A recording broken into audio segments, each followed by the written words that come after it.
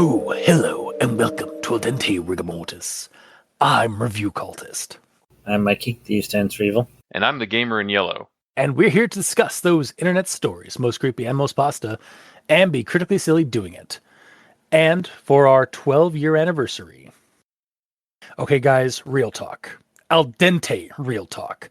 The Oldest View by Kane Pixels. Damn right. Yeah, Kane Parson, the 20-year-old who made a Backrooms movie, like feature film. Yeah, no big deal. Yeah, viral at 16 as the memes would do, and then as every meme since Backrooms came out in theaters, oh, he did this at 20. Like he did this at the age of 20. But no, we're not going to talk about that. We are going to be covering Kane Parsons' other series on his YouTube channel, which is The Oldest View. You can check it out on his YouTube channel, Kane Pixels. There's a playlist that gives you the chronological order of it. I guess we should give our initial recommendations before we dive too far into our notes and observations, as is our situation with Al Dente Real Talk. I'm going to recommend it, though perhaps partially for some folks, depending on who I'm recommending it to. I'm going to partially recommend it. All right. I'm going to recommend it. You're going to fully recommend it. That's what I said. Fair. Let's dive into our notes and observations and find out why we gave those recommendations. I guess we're going to go by each video. We're going to start do one video at a time sort of situation. Yeah, because I totally sectioned my stuff out into video format. I would really hope so. You do that because I'm glad I did. I totally did. Glad I did that. Yeah. Yeah. The first entry is renewal. It basically has a guy that's entirely in black and white himself, and then the surrounding around him is as if the world would normally be, but if only the green colors came through. So it's kind of like a surreal sort of look, and he's just kind of walking around, sits down, reads a book, and then it fades to black. And then it cuts to cardboard being cut into strips and glued into some cool mask, and then that's it. Yeah. Yeah, that's basically renewal. Yep. It's a pretty short one. Yeah, it's only 4 minutes long, basically. For renewal. When I first started watching it, this is also spoilers. This is the second time I've watched the series in its entirety. Mm-hmm. I had been meaning for us to cover this series 2 years ago, a year or 2 years ago, when I first discovered it. But again, things got ahead of me and such. So, and we found that huge iceberg. Yeah, exactly.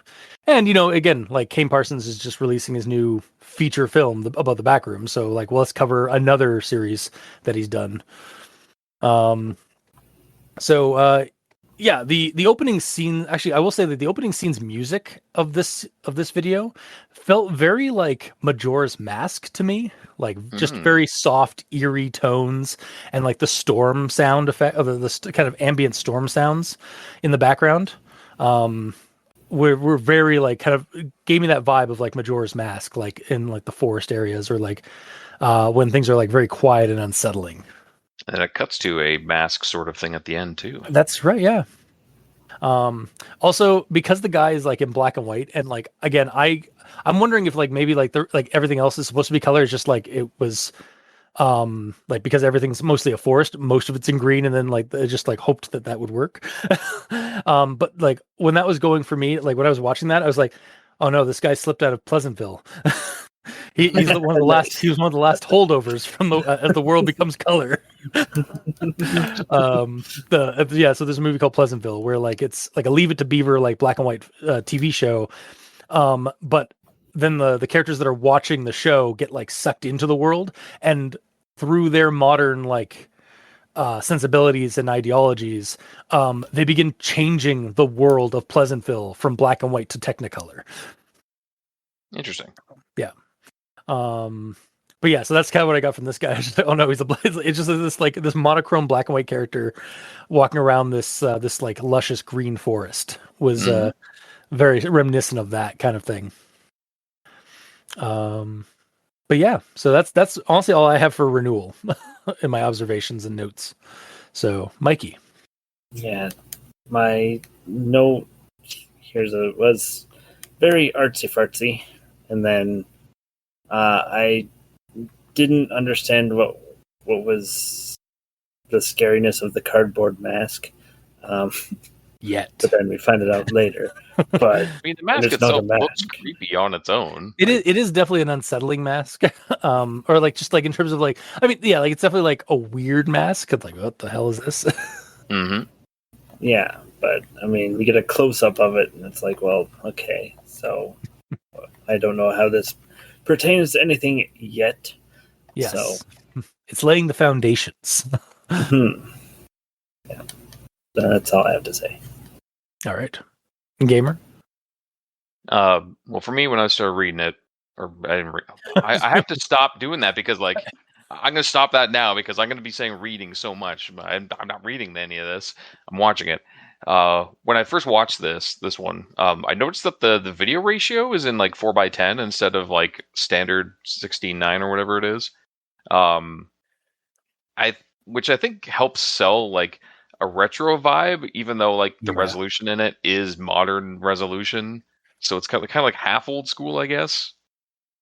Yeah, and I mean, this is nothing new for Kane Parson because like he kind of has a habit of like throwing in like dreamlike video format filters and also like older like analog filters onto his videos because like all the backroom stuff is like set in the 90s. So yeah. And my next note is like I dig the whole removal of all color except for the green. While most times when people do this, it's like Sin City or like the Warhammer 40k Angels of Death series, they pick just reds, and often like it's the minority of the colors, or at least like not heavily used in the background, but like this green in a forest, so like most of it is colored, but the pro tag isn't. So it kind of helps to make it look like he doesn't belong there, compared to just if it was full color, it's like, okay, it's a guy walking through the forest. But if it's a guy walking through a forest where he has no color and the forest is completely covered in color, it's like something's weird here. This is not right. Exactly. Yeah. Like it adds more again to the dream element of it, or the kind of almost dreamlike element of it. For sure. And again, maybe because like, yeah, I'm looking at some screen caps of like him and like in the forest. And I now I can kind of see like, oh yeah, the logs and stuff like that, and even the water area around him is black and white. But like honestly, I think that isn't a credit to like the fact that like because the green is basically adding color like subconsciously to my mind to everything but him. Yeah. I can see that. Also, like sometimes trees look kind of grayish, like with the bark and stuff. So yeah, I get it, but I noticed that you didn't. Whatever, it doesn't matter. Regardless, by the end of the green scene, I was still very confused. Like, what's the whole deal with Green Hill Zone here? I don't know. Sonic should be more soon, but he'll be black and white too. So yeah, I have a theory, and I'm not sure because I don't think we're ever really given explicitly like what's about this old man or this bearded man aside from like I think he is the man, dude, he's like younger than us, dude. No, but I mean like I mean like an old timey, not old man. Because here's my theory. Like I'm gonna jump ahead a little bit. My theory is that this bearded man, like this black and white bearded man, is the spirit of the giant. And like perhaps this forest is either like some afterlife place or is the land before the mall was like put up. Sort of like in like an artsy way, like because I have an idea. I've got like a kind of a notion of the theme of the entire series of the videos, which I'll get to a little bit later. But I have a feeling that this is supposed to like represent like the spirit of the giant, or perhaps he is the creator of the giant in some way. That is also like the mask that's early, like later, that's at the end of this video. But yeah, I got more Craig of the Giant because in the mall section, you see the artsy fartsy location, and there's a painting of the old guy. Yeah, that's true. Yeah, like it's like almost like a memorial thing or something like that, right? Well, no, it's to promote the art, so he's the creator. Oh, so he's okay, the creator. Okay, yeah. Was it a self-portrait? Yeah, or well, yeah, it's like it's an art version of it, like a painting, but it was on one of the wall or posters. Yeah, because there was Posters. one that it kept focusing on. I didn't realize that was a picture of him, though. Yeah, I think it's supposed to be like it may not even be like because I know from behind the scenes, like the giant like the art exhibition, the art studio, this mall exists in real life or existed in real life, and Kane Parsons took. Not into the mall yet. We're gonna get there. Yeah, we're jumping ahead a bit, but yeah, just Yeah. like yeah. Regardless, yeah, still very confused. But by the end of it, I'm just kind of like even including the mask making section, Mhm. it just kind of left me with like, what did I even watch? Like for this, like the opening part of the forest and the second part shows a mask being made. They seemingly have nothing to do with each other. And like as an intro to this series and this world that is being described to us, I started out extremely lost. Yeah. Like visually, the shots are well put together, but the story being told is minimal at this point for episode 1. It's like if you just watch this and you're waiting for the next one to come out, you wouldn't even know what's coming next. Like you wouldn't expect what was going to come next either because it has nothing to do with this, seemingly. You know? Yeah. It's a very strange intro to it. Mm-hmm. Now I have no more notes on renewal. All right, cool. Then we move on to the second oldest view video, which is Beneath the Earth. Basically, this guy named Wyatt, he's like a college kid. And while trespassing on somebody's property, discovered that at the base of an oak tree on the top of a hill, there is a hole that has like concrete stairway, a concrete stairwell that just keeps going down into the earth. And so he decides to videotape this discovery and go all the way down to the bottom, just kind of marveling at how deep it goes and like what exactly its purpose is for and stuff, and getting a little creeped out as well. But then getting to the bottom and finding that there's this like Silent Hill-esque opening area, or like how like bottom space. Loading screen is.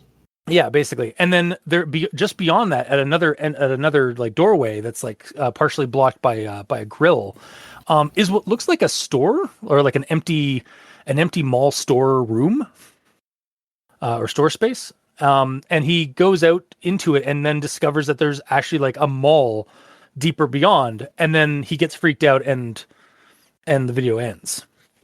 He doesn't leave the store yet on the first video. Yeah, no, he's just in the main store because the store is also like shuttered. Like he can look out through the window, like through the viewing window of the shopping windows, out into like the mall hallway and area and such.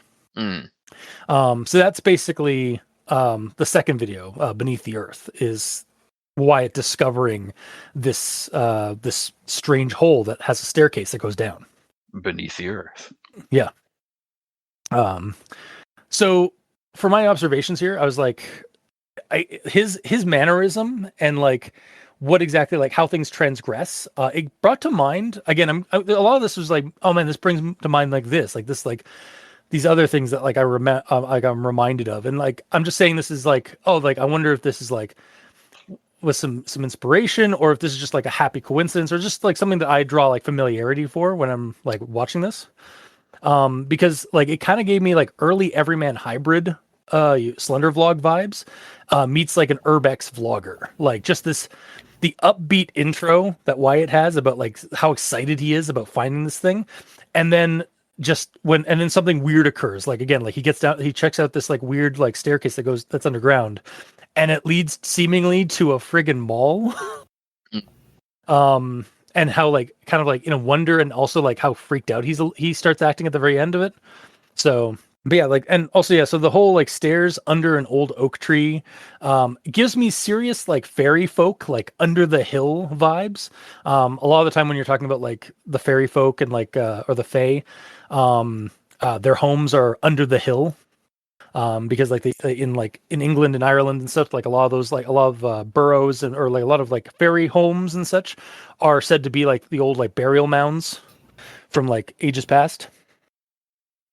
So it gave me that kind of that kind of vibe of like, man, this is definitely like a fairy. This is definitely some kind of like renovated like fairy mall under the hill. Kind of, yeah. Also the composition, like the compositing, of like looking down into the hole at the stairs. I feel it was really good. Like it felt like it was actually like, because it is clear, like from some behind the scenes stuff like I've seen, that like him like looking down into the hole was definitely composited. No, it's totally real. Yeah, totally real. Yeah. However, when he's looking up, back out of the hole from inside the hole, like down, like I did kind of get the feeling like, all right, that could have been worked on a little bit better, but otherwise, like the just the motion tracking was a little bit off with the trees in the sky a little bit, but for me, the hole seemed bigger on the inside, so that was just my take. It seems smaller than what I'm looking at.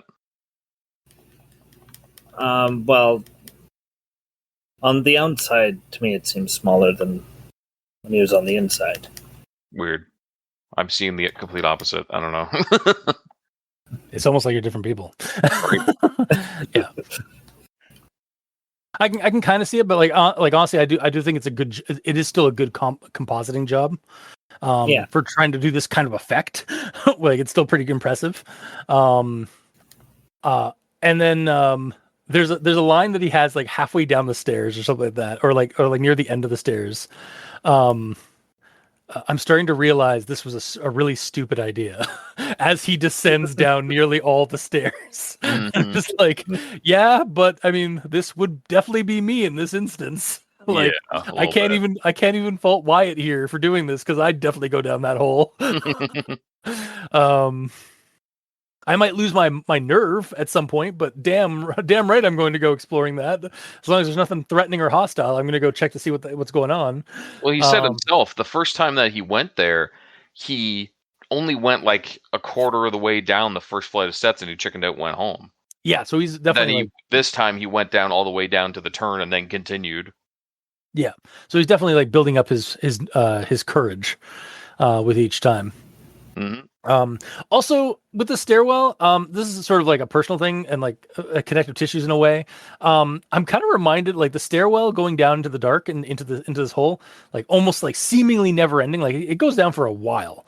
It definitely reminded me of an old Minecraft server that Mikey and I and some friends used to have, and how Mikey just like Mikey's stairwell mine that he built when after we left him alone for a few hours. It was like, hey, where's Mikey? Like, we should go check on him. And we went to like his little hut that he had on his island in the Minecraft server, and we enter it, and it was just this giant deep stairwell with lights, like torches every couple of feet or every couple of blocks.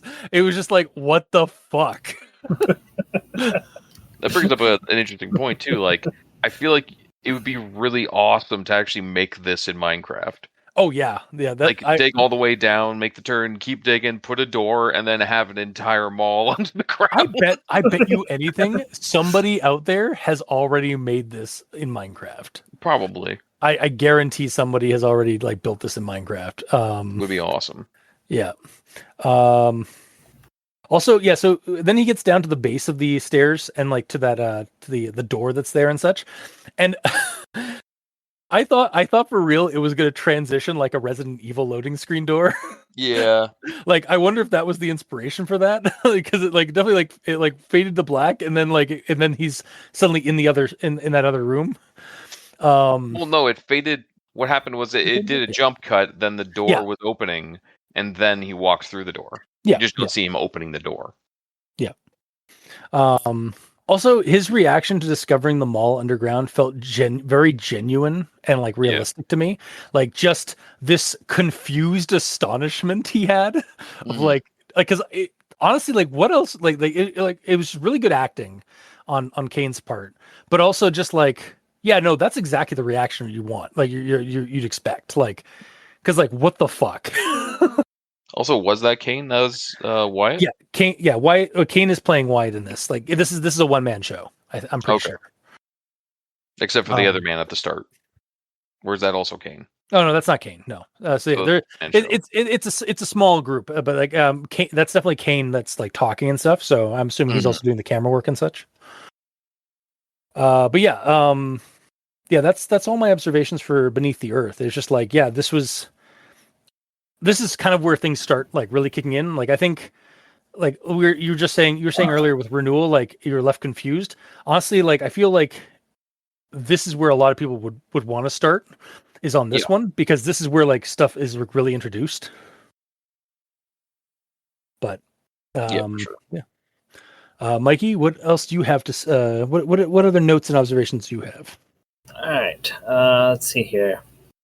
Guy enters SCP facility under a large oak tree. It's so true. It's definitely like it's like SCP, the Fae. It's like it's so many different like things. It's the port. It's a portal. It's an opening to the Portal Labs. And then he wonders why the power is on, and my thoughts went straight to video game, like basically Tomb Raider, like this tomb hasn't been entered in thousands of years. All the torches are lit. Yeah, all the braziers are lit. Exactly. It's like it's the eternal flames. Yeah, back in the day, they mastered the science of eternal fire. Honestly, that also just kind of like the fact that like there's lighting in here and there's still like power, like that, even that close to the surface, like at the near the stairwell, it's just like, yeah, no, that's just as freaky, because like how the hell is this all operating? Like when you're in that situation, it's like, what the fuck is going on? Like it's that kind of like out of context horror and like mystery. Yeah. And then the next thing here, so he goes down the stairs until he finds a door. And beyond the door is a room with tile and drainage. Yes. Yeah. And you eventually, in one of the scenes, I don't know if this one or the next one, it actually shows shower heads. I think that's the next one, but yeah. And then he goes through the half gate to the carpet area with 2 desks, and then we get the reveal that it's a shopping mall. And I'm left questioning, well, what type of store would have a shower facility at the back? Salon, maybe? Like a hair salon kind of thing, but the kind of shower that it's definitely like it's definitely like it's got some back rooms like liminal vibes, like where like certain rooms aren't exactly meshing correctly. Even though like the rest of the mall is pretty coherent, but like this part where that's like a threshold into it is definitely like bizarre compared to the rest. I think the half like portcullis might be the weirder part as well. Yeah, I don't know. Yeah, I'm looking at that one right now. Like I literally like viewing that. Like it almost looks like it's like half of a like a grilled like that takes up an entire doorway, but like part of it's been like either sheared off or rusted off. But yeah, it looked definitely definitely got that portcullis look to it. Yeah. Also, definitely getting some Silent Hill vibes from that room. Like from the tiled chamber. Right. And that's the all the notes for the second video. All right, Gamer, what do you have for the oldest view episode, video 2? Well, my first note, I like that there's FPS lag on the camera whenever he's looking down the stairwell from up top. It gives an anomalous kind of vibe on its own, kind of Slender Man coded in that way, I guess. And regarding that, it's a bit of a shame that we couldn't get an unbroken shot that shows the hole and then zooms in to show the stairs. Like the jump cut's a bit jarring and breaks the immersion a little bit, but considering the FPS lag, like on the recording, that could have been used to hide the cut a bit better, in my opinion. Like, turn it into a 10-image slideshow of getting to the first frame of the video at the top of the stairs. Like that would have been a smoother transition instead of just shot A, shot B, to show that like whatever's happening down there, it's fucking with the camera enough, just trying to get it close, like getting through that threshold. Yeah. Well, I think that's also like it's definitely it could definitely be used to hide the transitions, especially since like I'm guessing that like this isn't an actual set like on site. So he's got to like kind of hide when he transitions to like a new location. Mm-hmm. But it was just a bit jarring. That's all I'm saying. Yeah, for sure. And then so when he gets down to the stairs, as he starts walking down, I'm like, this looks really good. If this is a filming location, that's really cool. Like, assuming the near infinite depth of the stairs both ways is done with CGI repeats and stuff. But, like, I was curious if the whole stair system was CGI too, or if he found just, like some abandoned staircase that is that for, like, a good 10 feet or something, then he just repeated it, which would be cool. Yeah. But no, I think it's all CG. Shockingly. Yeah, I've got some insight on that, but I was going to save that. I have some more later as well. Okay, yeah, for a later section or later video, but it's very obvious it's CG. Yeah. Lies. You're a liar. I will say, like, some of it is more obvious than others, but yeah. Sorry, continue. Lies and slander. Lies and slender. That you heard. But yeah, basically my final thoughts on part 2 is basically like the entry. This entry was like a lot more compelling than the first one. Yeah. It's like good old classic found footage stuff, which I really appreciate. And like the wraparound of the character is like, I'm doing this for YouTube guys. You shouldn't trespass, but I'm doing it because I have followers. Like because I'm a college kid. Funny. Like I can do this. Yeah, it's kind of funny. Yeah. The shots of the stairs look great. It stuck around for a while, but like not so long that it was unwelcome. Just like the experience of him walking down. It actually just, because it took so long in video runtime just for him to get down there, because like he sees the door around like 9 minutes in of him just walking down the staircase. But that just kind of sells how long the staircase is. Yeah. Yeah, the only real issues I had with this is like the first views through that gate at that like white square looking table. It looked very rendered to me the first time I saw it, just because how sharp it was.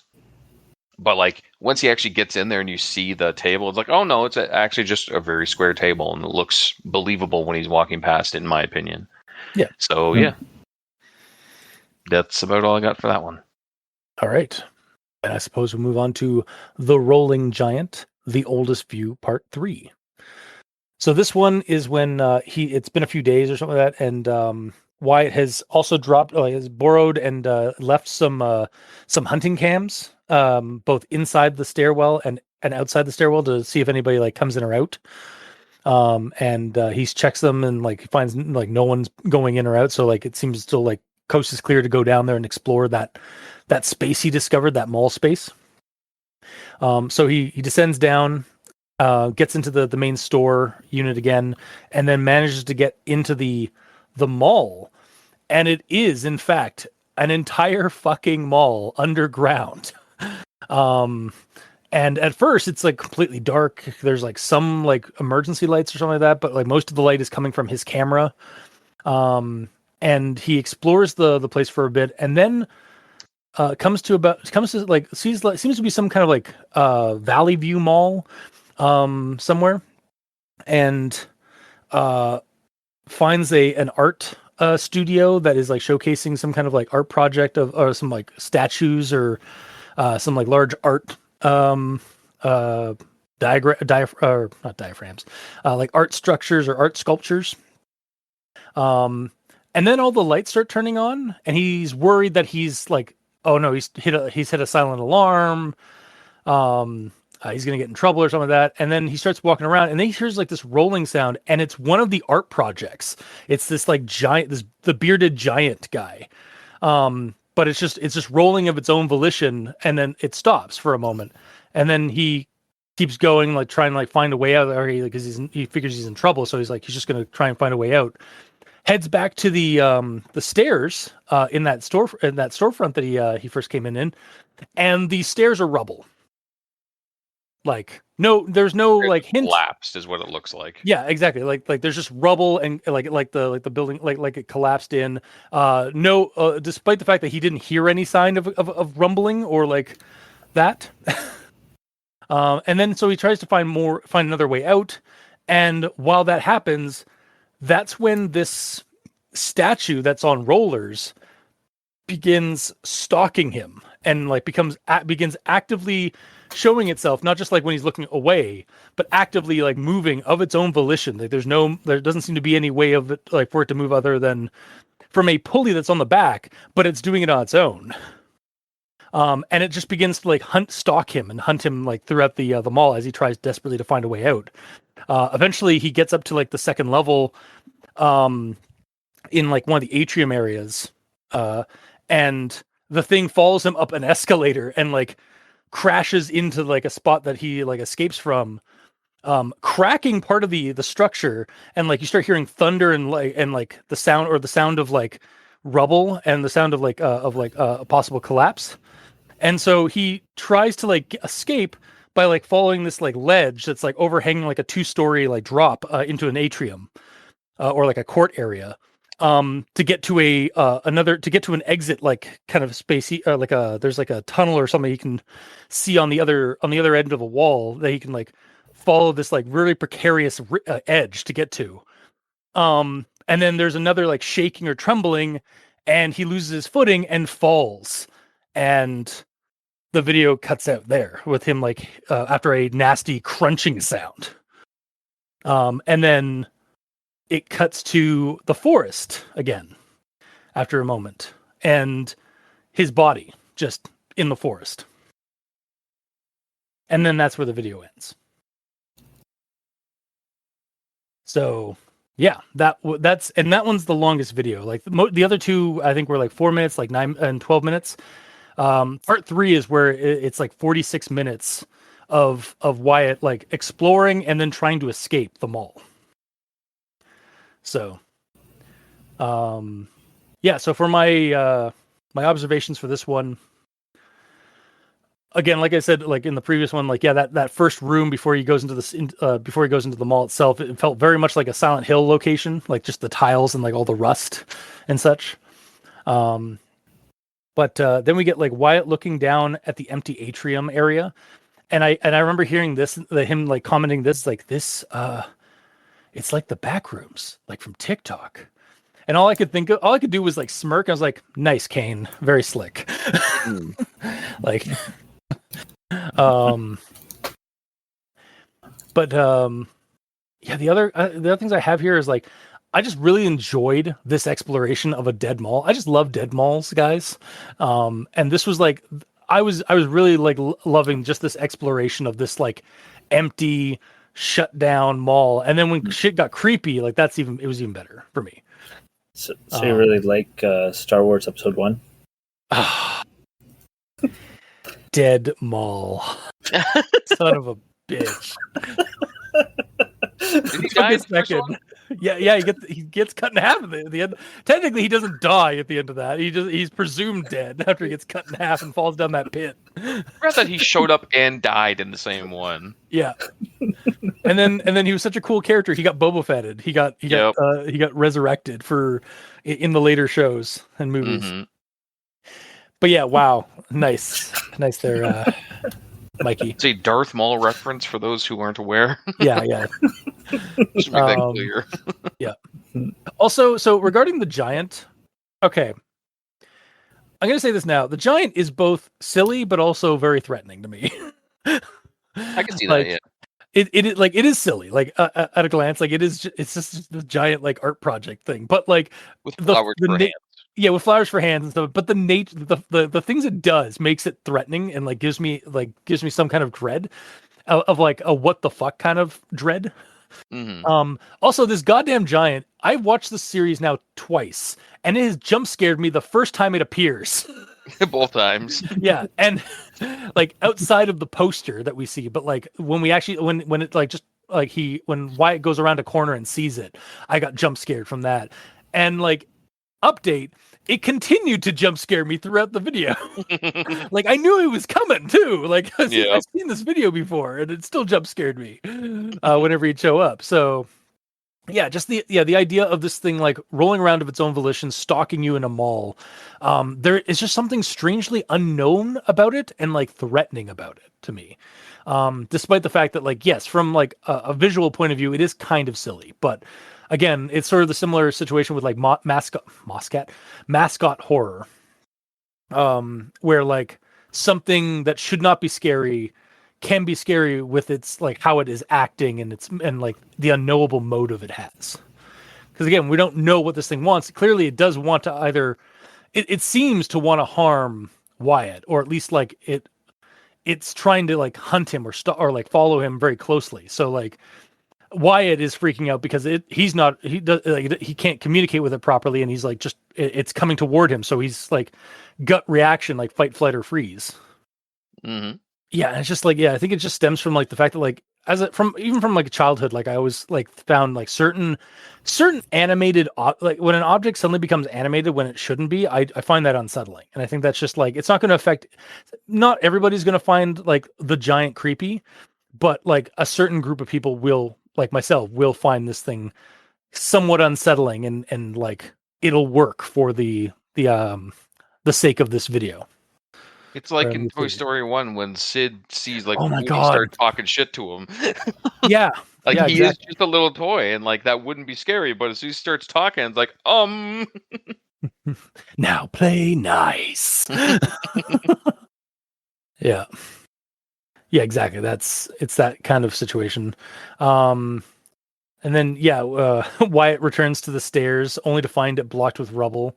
And that was at that point when I'm like watching, it's like, welcome to Carcosa Mall. mm-hmm. Like I just love the idea, the fact that like we never hear the sounds of the rubble of like the collapse. It's just collapsed now. And he wasn't super duper far away from it either. No, yeah, he should have probably been able to hear that kind of sound. But all he heard was like the sound of like the lights turning on.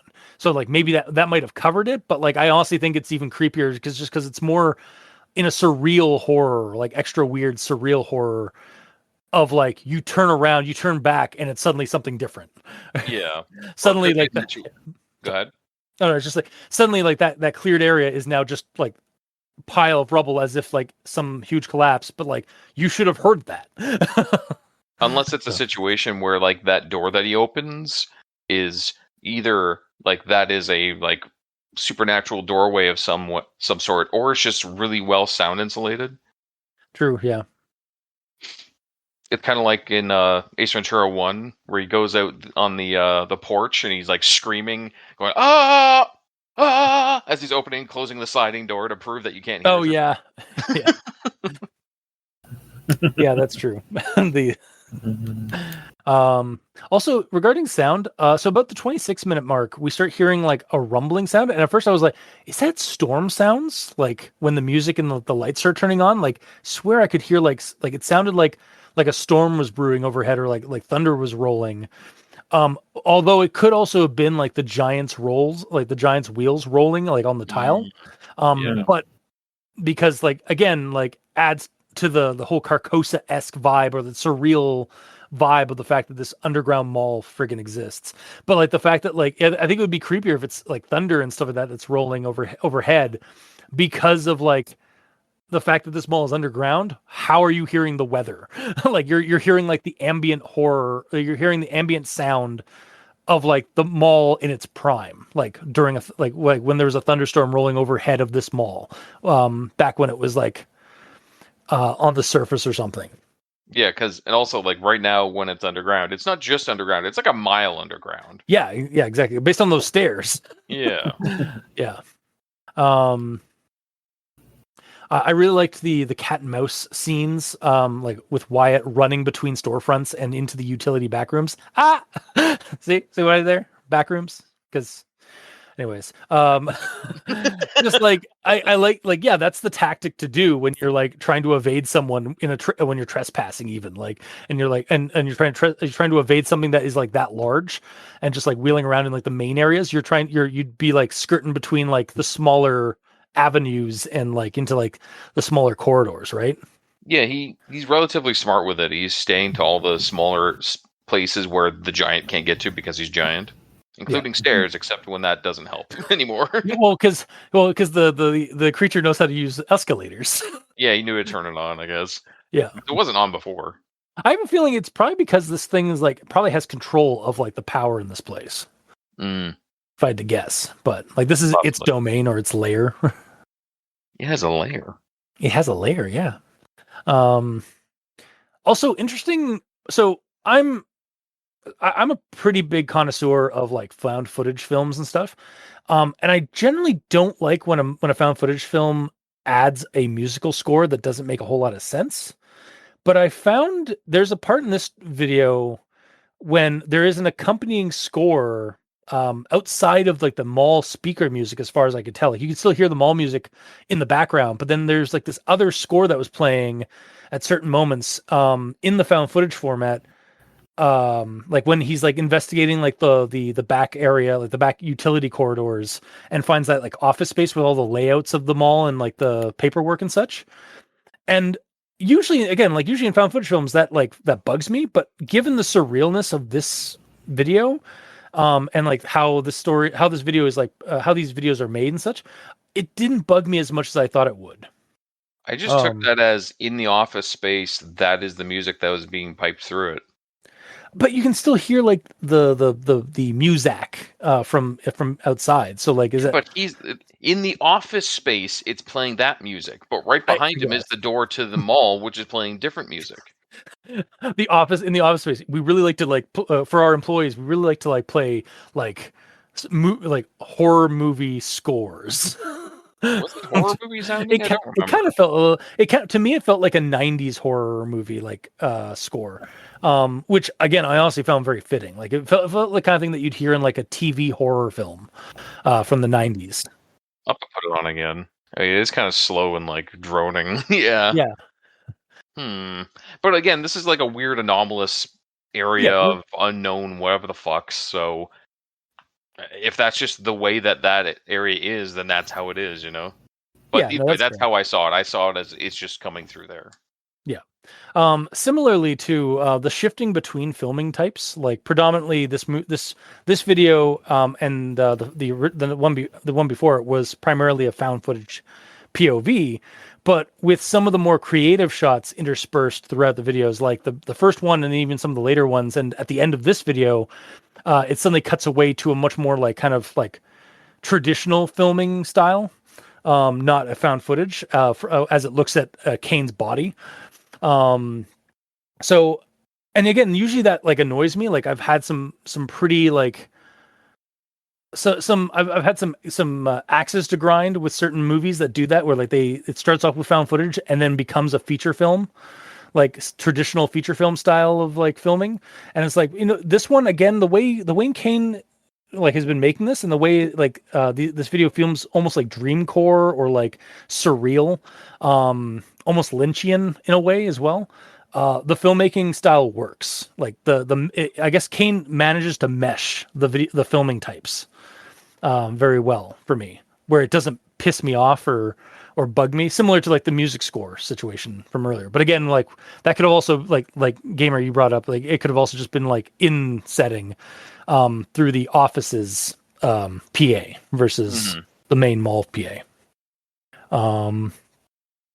And then we get this like foggy forest version of the mall that I thought was really cool and creepy, because it was like sort of blending.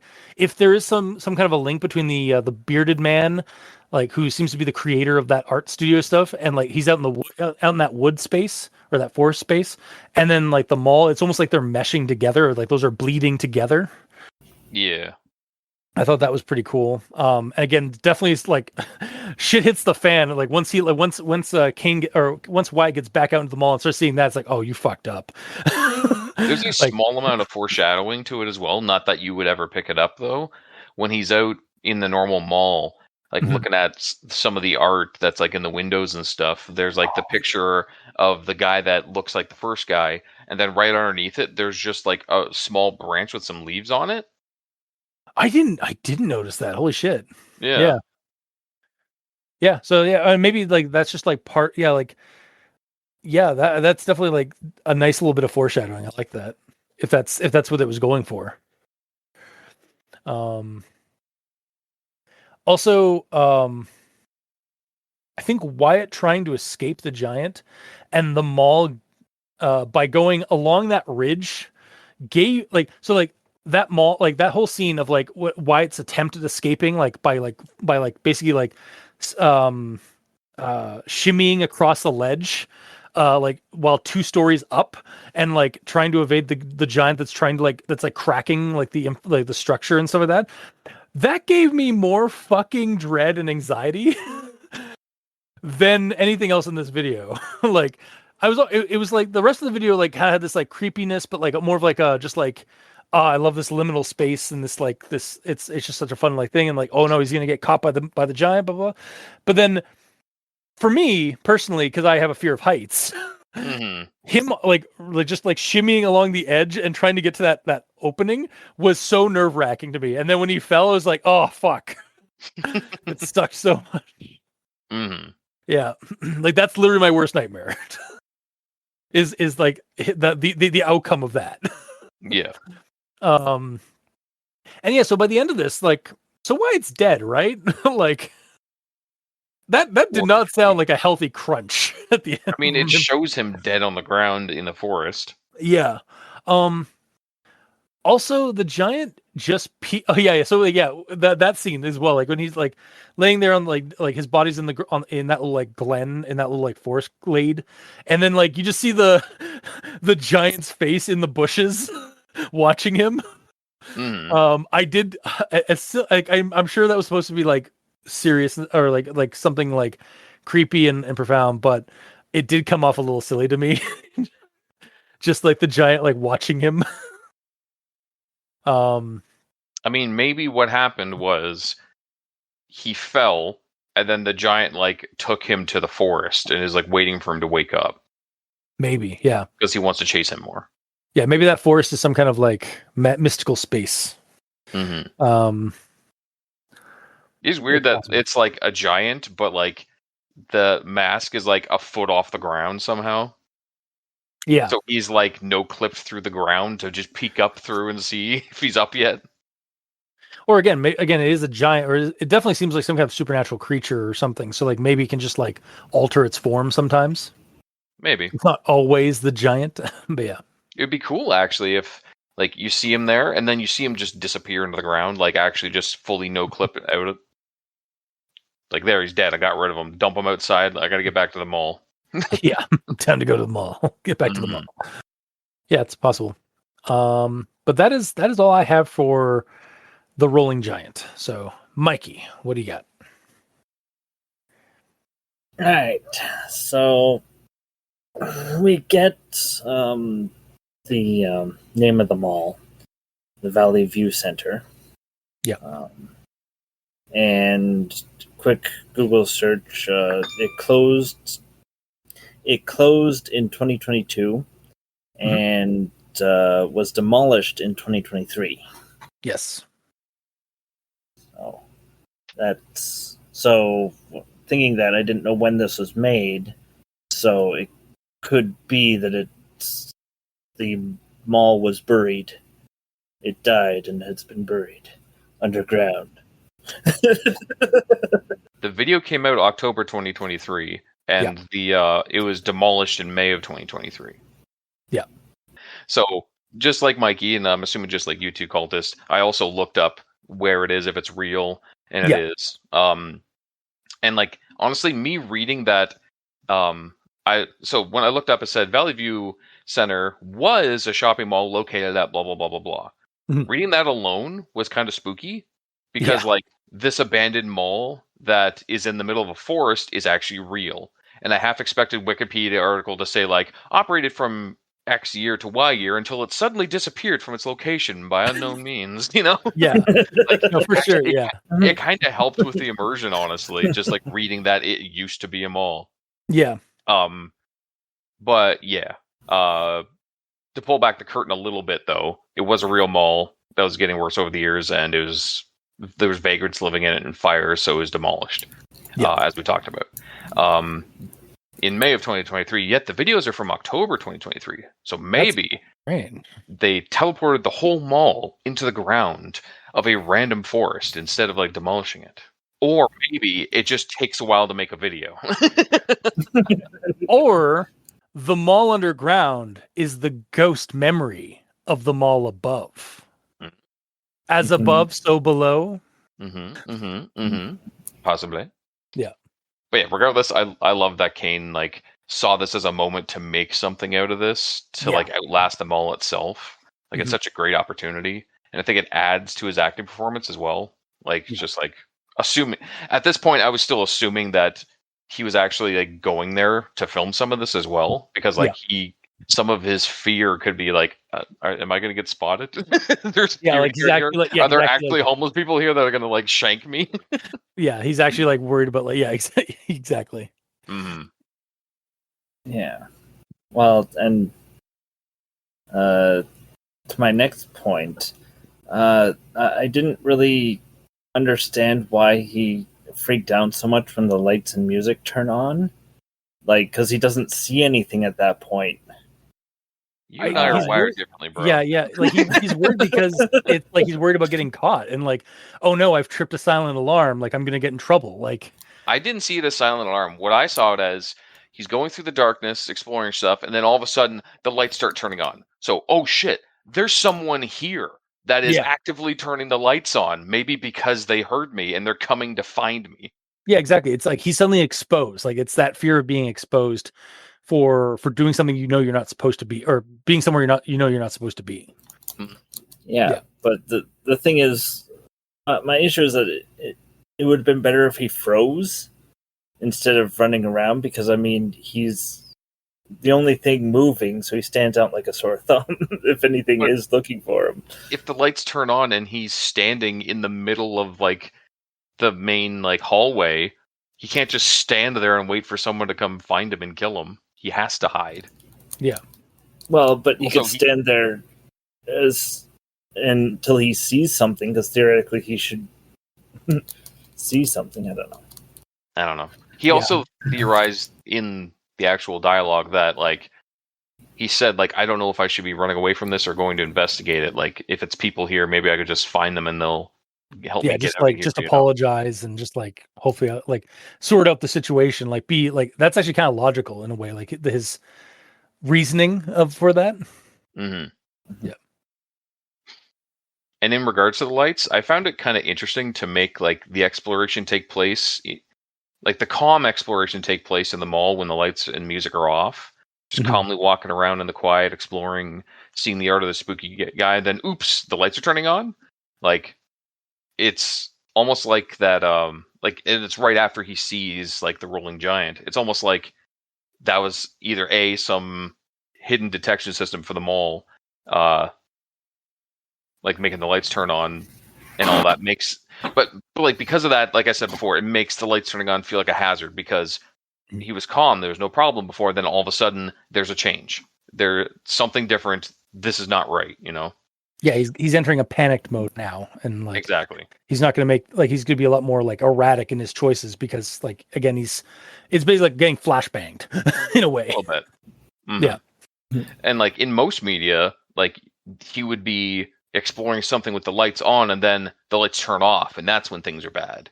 Yeah, but this is the opposite, which I kind of prefer in a way, because like with the lights being on, being the danger, you have the viewer like actively looking at every nook and cranny for things that are like trying to jump out or chase them down and kill them and stuff. And I feel like that keeps a viewer more engaged than just being in darkness and waiting for a jump scare to happen, you know? Yeah, and well, sometimes with the when darkness is there, it's you're basically like You're straining your eyes to like see in the darkness, like for any kind of objects that like any clues or hints. But yeah, with this one, it's definitely a lot more like it's easier, and therefore you're looking. It's kind of like you're being overstimulated with the surroundings, because you're Yeah. now trying to look everywhere at the same time. Yeah. Because for like X amount of minutes, you were understimulated because it was just a flashlight. Then all of a sudden, danger. Oh, also you can see everywhere. Yeah. Everywhere is danger now. Yeah. Right. Yeah, it's definitely like a new way of horror, of like, because like again in the past, like horror, like less is more, like like show less, like less is more and stuff of that. So like have the darkness basically be a way of like covering up some of the flaws in your video, in your film and stuff like that, or in your effects and such. But also because people can't see in the dark, so like people tend to get a lot more anxious when they're staring through at a dark screen, or like at a darkened location. But in this, there's like a new wave of horror like filming and like presentation, where it's like, no, you can see everything, and that's just as bad. Mm-hmm. So yeah, Ignorance is bliss sometimes when it comes to Mhm. horror. Yep. Being able to see all the things is when you go mad. Yeah, revelation is worse. Ignorance is bliss. Revelation is worse. Next note here: the stairway being destroyed was a nice touch, and he's Yep. trapped forever. Yep. It was also cool, and, like when he went to like the main entrances and stuff. Yeah. I don't know if you're gonna bring this up. Okay, yeah. Yeah, and they were blocked by stone. Yeah, just bedrock. Yeah. It's like, oh man, you're fucked. All right. And my next note here is for me where the video fell apart for me. So there's a point where he looks down at a kid zone that's illuminated, and that kid zone looks fake as anything. Like, that's when I was like, oh, well, that's clearly CGI.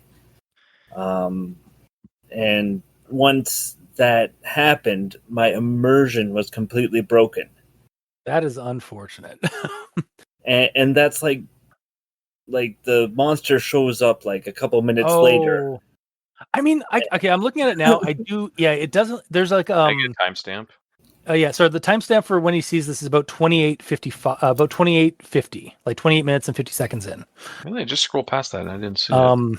It's like right after he took a look at the Midtown Artist Studio, and he looks down into the atrium like area, or like basically like the little like the hole.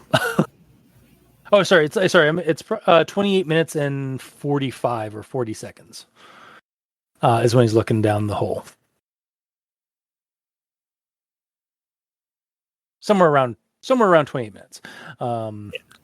But yeah, I can kind of see it. Like, to me, maybe because like it was there for a moment and then it was gone. I was like, oh, that just looks like it's just plastic, like the plastic of those like toys and stuff. But like now that I'm like sitting down and actually like watching it, like looking at it for a little bit longer, it does kind of reveal that it might be visually like CG. Mm-hmm. But like it's still kind of like, because of how fast it's in this video, like. And also maybe it depends. What were you watching the video on? Were you watching it like on a TV or like on a monitor, or laptop monitor? Okay. So usually like that's how people are watching these videos through like either their phone or on like a laptop or a computer monitor. So, but I don't know. Like, it's good to me. Yeah, no, it is good, but Is the problem like there's not enough like scuffing on it? Like it looks too brand new. Yeah. And well, then I think it shows it twice, because he looks at it and then he goes to see the exit and then he comes back and looks at it again, and it's still like it just looks too clean. Yeah, there's not enough like imperfections. Yeah. And then because that took me out of the immersion, when he's walking away from there and you see the reflection of the railing behind him, there's a point where there should definitely be his reflection in that reflection. Maybe. Where? Give me a timestamp. So it's around 30 minutes in. There's like, I think is what Mikey's referring to, unless Mikey wants to give me a more reliable timestamp. Yeah, I don't remember ever seeing a shot where I felt like he should have been in the reflection. Yeah, I'm not like I think he's being pretty like Kane, like out of video. Kane's being pretty smart about hiding himself in reflections. I think I know the one he's talking about. Yeah, it's one of the last ones.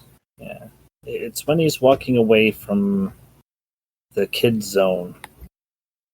Yes, this is right. Yeah. He looks at that art thing. He turns around and walks away. So at 29:49, he starts walking away, and I think you're talking about the mirror on the left. But I don't think he would be in it from this angle. Yeah, I'm It's more in the or the mirror after that. After he gets around the column, there's another mirror that's at a 45 degree. Yeah, or so like 30 something, 30. Yeah, 30 minutes. And it's after 30 minutes. It's right. 30, or 30, 26. Okay. Oh yeah. So and by the way, those aren't really. I mean, for clarity for anybody like who's like keeping touch, those aren't mirrors. Those are just like the reflections in the the shopping windows. Yeah. Yeah. The store windows. But yeah, I mean I don't know. Like the reflections are like they're the way they're angled. Like I don't think he would be in those reflections. He would be in this one. Are you sure? At the frame 30:26, that mirror is like almost perpendicular with him. Oh, yeah. And it's showing the corner that he just walked around, and behind him would be a railing. That one would show him. That's true. I mean, again, like we're nitpicking. Oh, for sure. I'm just trying to see if Mikey is wrong or not. He's not wrong. Yeah, and I mean, Mikey, like again, like if this ruined it for you, I'm sorry, but like, yeah. Well, it was the kid zone. It was the kid zone that ruined it for me. So because I was like, oh, it's CG, now I start looking for imperfections. Yeah, that's fair. Like, until that point, I was immersed and not thinking anything about CGI. Yeah, me too, honestly. Yeah. Thankfully for me, I kept that immersion for pretty much the whole thing, actually. Yeah, same. Yeah. Well, unfortunately, because that's where my immersion disappeared, and we finally get the monster showing up, and I'm like, it's just CGI. I'm not scared. Okay. Like, it just the whole reveal to me was a whimper instead of a bang. Something doesn't have to be like real to be scary, though. You know, like I know it is trying to sell it as there's a dude that's actually there. Yeah, well, it's just the immersion is the key, I guess. Yeah. Are you not scared of like slasher movies with like Jason Voorhees and stuff because they're not real? Because you know that that's Kane Hodder, I think his name is. A different Kane. At least with the slasher movies, you have a guy in a suit, and it's not CGI. Okay. You're missing the point, but let's move on. Yeah, we're done with this. Agree to disagree on your view here, but okay. Yeah. All right. Yeah.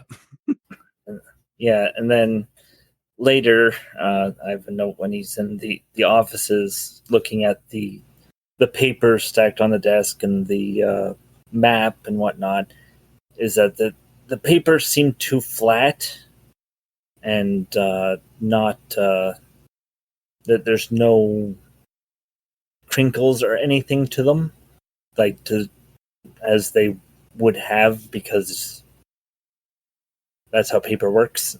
You're not going to have a perfectly flat, huge map unless they were very, very, very careful. This is also a mall that is under a mile underground. Like, right? They kind of look like they're on cardboard. That's true. Like I know what some presentations do use like not like particle board, but like almost like a foam board for to present like maps and stuff. But yeah, it is like These are basically blueprints. Yeah. Mm-hmm.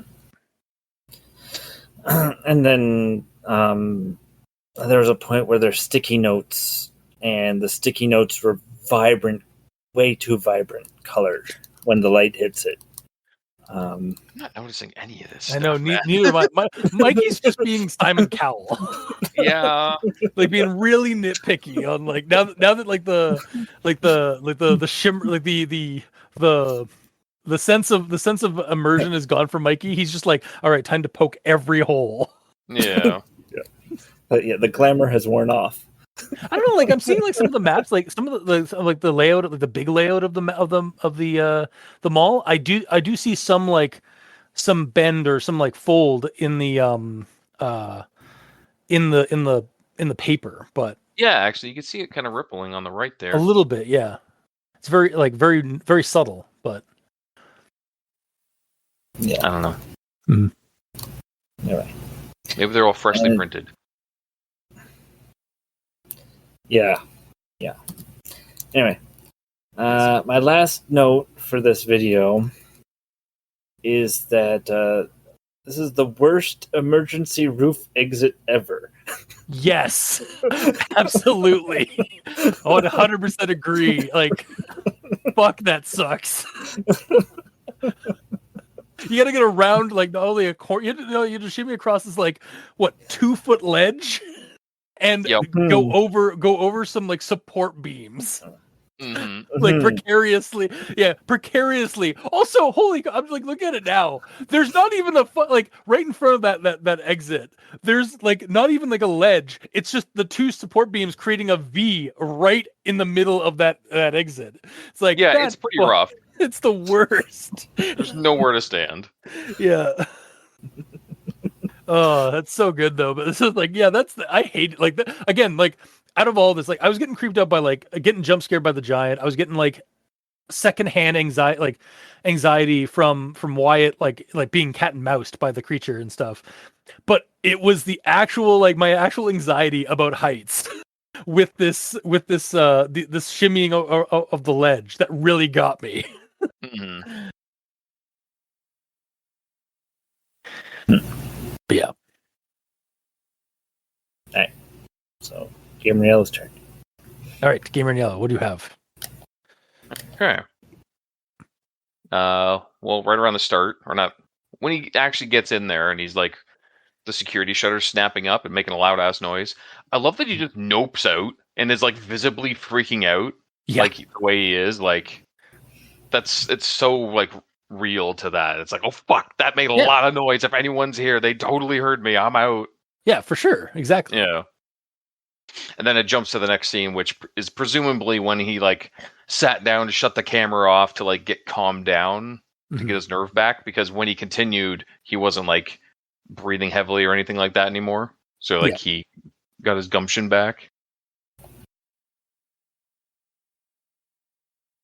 And then as soon as he actually stepped inside and like he took a cursory look around the place, as one would, I'm shocked he didn't go check the directory first. It was directly to the right of him. Yeah. He never went there until much, much, much later, after like he found out that there's no way out. But like, I don't know. That's like the one thing that would be showing him where he is, exactly what the place is, what's around him. Instead, he read like the Art Walk ad and then went for the escalator. Like, priorities, man. Yeah. You don't know where you are. You don't know where to go. You find the map. I don't know. Like, yeah, at this point, like, I think maybe he just got caught up in like the marvel of like, what the fuck is this place? Like, oh, probably. I'm thinking this from an outside perspective of me, who is not him, with different thought processes and different levels of anxiety because he's actually there. Yeah. So I get it. But still, unfortunate. At least we got to see it later, though. It wasn't ignored. Yeah. But either way, the lights come on. He's freaking out trying to leave. He sees the store that he came in from. He's like, okay, and he runs through there, and then he gets to the back. He's like, okay, we're out. And it pans over to show the stairs are collapsed, and me, I'm just like, shit. Yeah. We're fucked. That kind of thing. Yeah, just like, oh, poop. Yeah. It was a really good reveal. Mm-hmm. And then he does a little bit more exploring around after seeing the map and where the actual exits are. He goes to one of them, and then it says exit 2 ellipses Preston Road. Like when I saw that, I'm like, wow, that's just like really well done. The rocks actually look like they're a part of all this. They're not just kind of like CG'd behind real footage. Yeah, it's just really well done. Mm-hmm.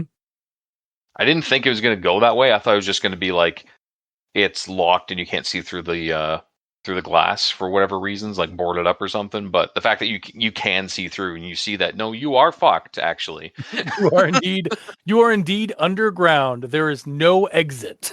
Yeah, this place. But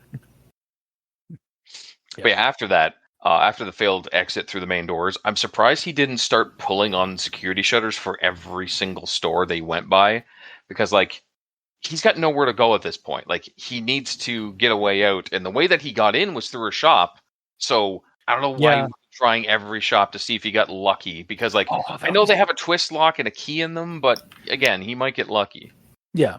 And there's always like, again, he was able to get into like the back like utility areas, so like there might like those are usually like link up to the behind the storefronts and such. So yeah, like there could have been he could have lucked out. Also, I kind of like the idea like so that one staircase is behind that storefront, wherever Wyatt lives.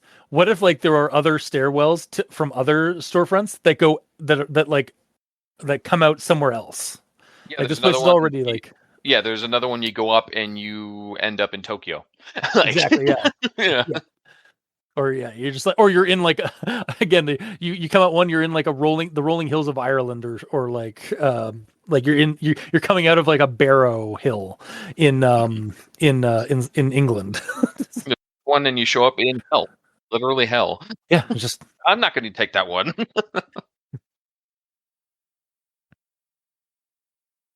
But yeah. Then there's a sequence where he's walking around and you could see the rolling giant in the distance, like across a huge opening from him. And he's like, there it is again. I'm gonna go see what it is. Then he starts to walk around this big opening, and by the time he gets there, which wasn't that long, it's just gone. Yeah, I'm watching that right now. It's done in one shot, and it's too short of a time for anyone to scoot in and actually pick it up and move it. So that was like a really nicely done kind of scene there. Mm-hmm. Because for me at this point, I'm assuming that like he's just filming in the location. He just CG'ly put the guy in the distance and then just didn't put him in the next scene. Like it would have worked really well. Yeah. Oh, sorry. Then after that, my next note is a map finally. Yes, I'm at that. I'm like, what? You're giving me commentary as I'm watching. A little bit. But yeah, a map finally. You only should have looked for that immediately when you first got in. Well, at least I personally would have for me, but I'm not Wyatt. So I already said that before. Whatever. Moving on. And then at the third instance of him seeing the spooky art guy, the rolling giant, I should refer to him that. I wrote down spooky art guy in my notes because I didn't realize that, oh yeah, he's the rolling giant. But he hears it, he turns around, and it's there. Spooky. And then after trying to speak to it, he walks away. He hears it move again. He turns around, and I love that you can see it's still freewheeling a little bit towards him with the momentum that it had because it's on wheels. Like that's a nice subtle touch. It's not just moving around like that SCP entity that does that. Like it actually, like it actually has momentum and it's on wheels, so it would keep freewheeling a little bit. Mm-hmm. It's a nice subtle touch. And then he finds the office area, and then he says, "Any phones in here I could use?" And then as soon as he said that, I'm like, "Wait, this is 2023. You have a phone. He's probably recording on his phone right now. Why hasn't he tried using it? I mean, at all? There's a good chance. There's a good chance it's underground, so probably no signal. I think, Yeah, there should have been a scene where he like pulls out his phone and like has no cell reception because he's a mile under bedrock, basically. Like, again, like you said, just a single scene of him trying it would be nice, or even just saying that he's trying it. You don't even have to show it on the video. You could just be like, "Fuck, I could try." Oh yeah, because you wouldn't be able to see it on the video because he'd be turning the recording off to check his phone for stuff, I guess. Or would you still be able to? You wouldn't be able to do both, I guess, would you? No, I don't think so. Yeah. But either way, turning it off, it's like, oh shit, I should see if I actually have cell service down here. Video off, video on. Fuck, there's no cell service down here. Damn it. Yeah, that would have been a good like scene to have in it. Yeah, for sure. Yeah. Or again, even just like, because if he's actually using like a legit camera and not his phone, put the camera off to the side and just like have him like off, like don't even have to show his face or anything. Just maybe see him in view for a moment, like trying his phone. It's like, fuck, no service. What the fuck? And then get the camera again and start filming again. I am 95% sure that he films on his phone. Yeah. When it shows him dead, he's dead on the ground with a broken phone next to him. Okay, then yeah. It was the phone then. Yeah. Mm-hmm. Anyway, moving on. Mm-hmm. But not moving on too far. We're still in the office. So there's the different maps of the different, like, the way that I saw those different maps, especially with the context that he read later on about, like, refer to this one if all the exits are blocked. They're basically different maps for different states that the mall could be in. Not United States location. No, like the condition of the mall, or like the different like version of the mall. For sure. So like whoever built this, or at least like whoever previously survived in this and figured out a way to get out, like actually mapped things out. It's like, okay, well, if it's like this, then you can get out this way. You know, I found that kind of cool. I didn't even include that, but yeah, that's definitely a cool like survivor, like leaving something for the next guy or for the next person. It's possible. Yeah. There isn't too much evidence about like someone being here before him. Like that, all that stuff could have just been there when it was already shut down and got teleported away. I don't know, but yeah. Either way. And then after that, he leaves and he sees the overgrown version of the mall. And it's like so surreal seeing like a structure that's so far gone. Yeah. That there's like moss and grass and trees growing through it, yet the lights are still on. Like it's so wrong. Yeah, no, this is the part of this video where it definitely enters like dreamcore, like mallcore and dreamcore like vibes, where like it's this combination of like, again, a mall but with nature like overtaking it, and like in a weird way, not like it doesn't even look like it kind of looks like in a way that like it's beyond just like an abandoned mall being overtaken by nature. It's like nature is taking over in a much more surreal way in this case, because like there's grass and growing through the tiles on the second floor. Like that's weird. It's almost like, it almost gives me like that in Alan Wake 2. There's a similar situation where like you're walking through like an urban area and suddenly the urban area begins bleeding into a forest. And you start seeing like elements of a forest in like kind of bleeding into the same level of this like urban decay. And it kind of gave me that kind of vibe. Like it's where it's just like two things are basically just meshing over top of each other, and not like stuff's just growing in where it can find a way. No, it's just intrusively smacking together. Yeah, they're no clip together basically. Yeah. How backrooms of it. Well, I mean, like Wyatt says, this is just like those backrooms videos on TikTok. Indeed. But either way, moving on. He's headed towards the like the AMC exit, the emergency roof exit and all that. Yeah. And he's getting chased by the Rolling Giant, and at the top, like it's getting closer to him, and the lights are starting to flicker, and then it shows like dead people and dead animals on the ground for like a half a second. Does it? It absolutely does. There's a dead horse. There's a dead. I think there might be a dead dog. I just got. Were you just watching it? No joke. I was pushed the meter over, like the scene over to like a spot where like, and it just flashed on the screen. I just got jump scared. Like Even though I told you it was gonna happen. I know. I did, and you can still see them. Like there's like some like when he's like crawling across the edge, and he looks back, and like you can see another like there's the body of another horse or something like off by the wall, and it's like holy shit. Mm-hmm. Oh my god, that was so fun. Like funny that like just like popped that like got me on like like live on recording. Yes. Like right now. Yeah, it's fucking weird, right? Yeah, again, like this is like what I'm thinking. Like this thing's like it's like a ghost memory of like of this place or something. So yeah, I don't know. The way I saw it is like it kind of leans this place into more of like a multi-reality kind of place, like because you see it shifting from different realities and stuff, and like I don't know how a dead horse showed up here, but well, so one like did. the idea, the thing again, this is what I keep coming to is like, so this is the memory of this mall, like past, present, future kind of stuff. So like this, like some of the stuff we're seeing, like the nature stuff, we might be seeing like what the land the mall was on before it was a mall. Yeah. Kind of thing. So like we're seeing that stuff. Oh, and there he goes falling. Like, and yeah, like maybe like the dead horses and the dead people are from like some shooting that happened like in the forest back in the freaking like Wild West days or something. I don't know. Yeah, who knows? Yeah. It could be anything. Either way, it was kind of neat. Yeah, very neat. Very surreal. Just like what the fuck's going on? And then actually, speaking of him walking along the path to get out, I /hate the commitment to filming while he's walking along a 2-foot wide beam 50 feet in the air.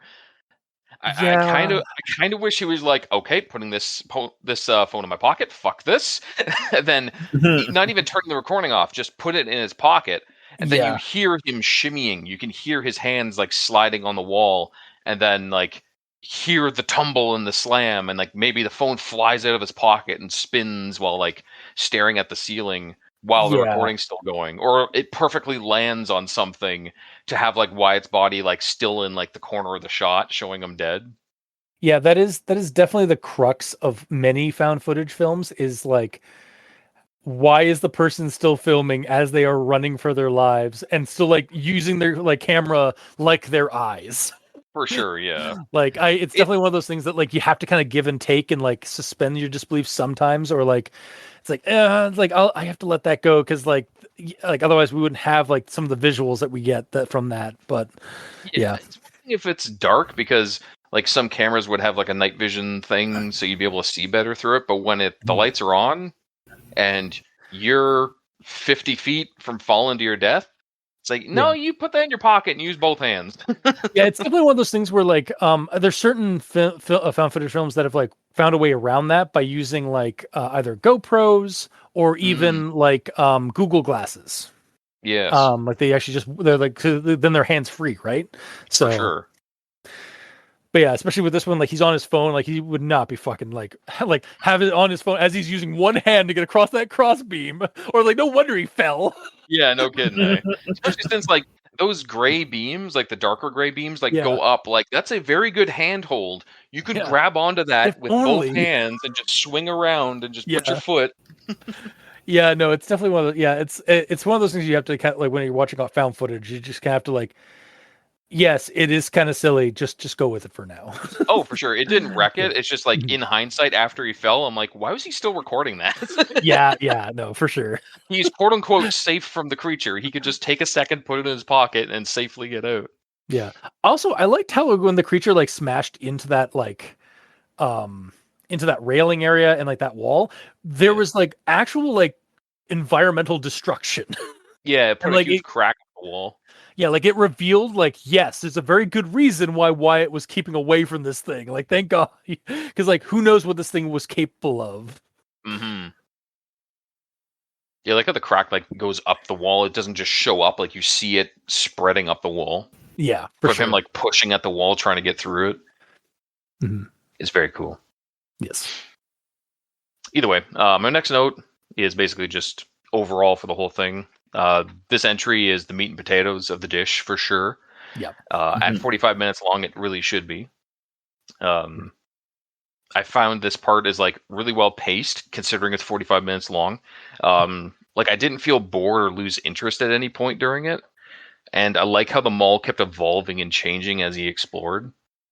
Yeah. I'm still very confused about Green Hill Zone that we see at the end, but I'm hoping a better explanation later. Spoilers, I don't get one. Yeah. So, like, I kind of assumed it's like a limbo space or something since he's dead, maybe. I Or think maybe, that's like, yeah. as I said before a little bit, like the rolling giant took him there to get him out of the mall because he's basically being a security guard right now. Yeah, I almost wonder if like again I've said before, like the bearded man in that Forest Glen, like that's the memory, like that's the giant's memory of being a person. Hmm. And then like maybe when that guy died, his spirit inhabited became the giant in this like ghost memory of this mall that he had an art studio at. Hmm. So like and like now like that like again like I definitely think there's a theme here of like something lost trying to be remembered again. Um with the spirit of this mall and like the spirit of like this guy and this giant. So Hmm. but that's just like my own like personal like take on what's going on. So Yeah. But that's all I got for that. all right. Well, then we go on to Life of a Giant, which is essentially it's basically an old like 80s or 90s video about the art project. And oh god, there are more giants Hmm. Hmm. in the art project. And like it's like showcasing like actual footage from the mall back in its heyday, like in its prime, and showcasing the art sculpture of the giant like in the mall like but then it cuts to like some like some versions of the mall like back I guess when it was derelict and people were like spray painting like occult fucking shit all over the mall by the mall. Hmm. And then like the giant is like left there with the mall to basically just sit and dwell, and then we get footage of the mall being demolished. um and finally a video a portrait the portrait we see in some of the posters of the bearded man. And then a black and white video of like what looks like some kind of occult temple of some kind on a hill. So this is where like the video gets a little bit more artsy for me. Um, and it makes me wonder like, yeah, there's definitely some kind of like this guy was an artist, but also there's some kind of occultism going on perhaps with him. Did they like build the mall on some like Some sacrificial ancient, site? Yeah. yeah, they built it on Carcosa. Yeah. Because yeah, for my observations for this one, I was like, oh no, there were other giants in the art studio. maybe the giant that we see ate the others. It's possible. um, but yeah, so I've been watching these videos, I definitely got a sense of like something lost or buried trying to be remembered. I said this just a minute ago, and this video here definitely cements that because just like this, as I was watching it, I was just getting this sense of like nostalgia for something in the past that was cleared for progress or like it was like abandoned and then it was cleared out to make way for something else. And so now the giant just waits and like in its subterranean like copy of the mall. So definitely getting some Carcosa vibes, some King in Yellow. Were I to use this I like for inspiration for like a Call of Cthulhu game scenario or something, there'd definitely be some pull of like Carcosa and the King in Yellow. Just with how like kind of weird this place is and like and the fact that it deals with memory distorted seemingly to me. Like I don't know, I was definitely getting that vibe of like there's like something's trying to be remembered, or like that's like sort of the horror of this is like the horror of something lost trying to be remembered and dragging people with it. Hmm. But yeah, that's my observations and notes for The Life of a Giant. So, Mikey. It's interesting that we see the actual demolition of the mall. Yeah. or at least a portion of it, and at least one still frame of the fire, because apparently there was a fire as well. Yeah. And actual footage of the giants.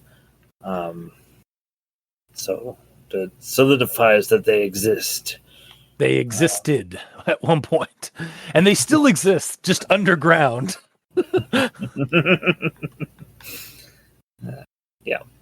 And it's interesting in the fact that it's actual footage of something being destroyed and whatnot, and it is artsy, as you pointed out.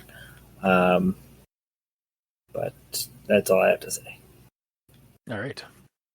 Gamer. Yeah, this one was a strange one. It was like a retrospective of the life of the Rolling Giant, obviously, as you said. Like, it was basically made for an art thing, people seeing it and finding it awesome. Then the mall gets abandoned and it becomes sentient for reasons and it chases people down. Perhaps just for photo opportunities based on this, honestly. Oh, that would be really funny. That's why the mall had to go down. That's why the mall got like even more like derelict and like the mall had to be demolished. It's like, okay, this thing keeps like attacking people that like come in here. We just got no, it's not attacking people. It just wants to be near them for selfies. Yeah. Remember me. Yeah. Remember me. It doubly makes sense because Wyatt's holding a phone the whole time. Oh my god, yeah. That's you just want the selfie with you, Wyatt. Stop running. Dude, this is a buddy horror. Absolutely a buddy horror. Oh my god, this is 100% a buddy horror. This poor giant just wants to be remembered. Like, Absolutely. It was created by some mad sorcerer who was a follower of Carcosa or something, maybe, who knows. And it was built for this like this art exhibit in the 90s. It was in its prime, and then like the people, less and less people started showing up to the mall, and then eventually the mall just became like abandoned or empty, like they closed down, and so like then it got demolished, so its home was gone and like has no more like people to like see it. It's just a guy. It's just an artist, an art piece past its prime, trying to be noticed by the world. Yeah, that's my headcanon anyway. That is 100%. Yeah, like again, like and that falls into my idea of like again, the ghost of memory trying to be remembered. Like that's definitely like my vibe here.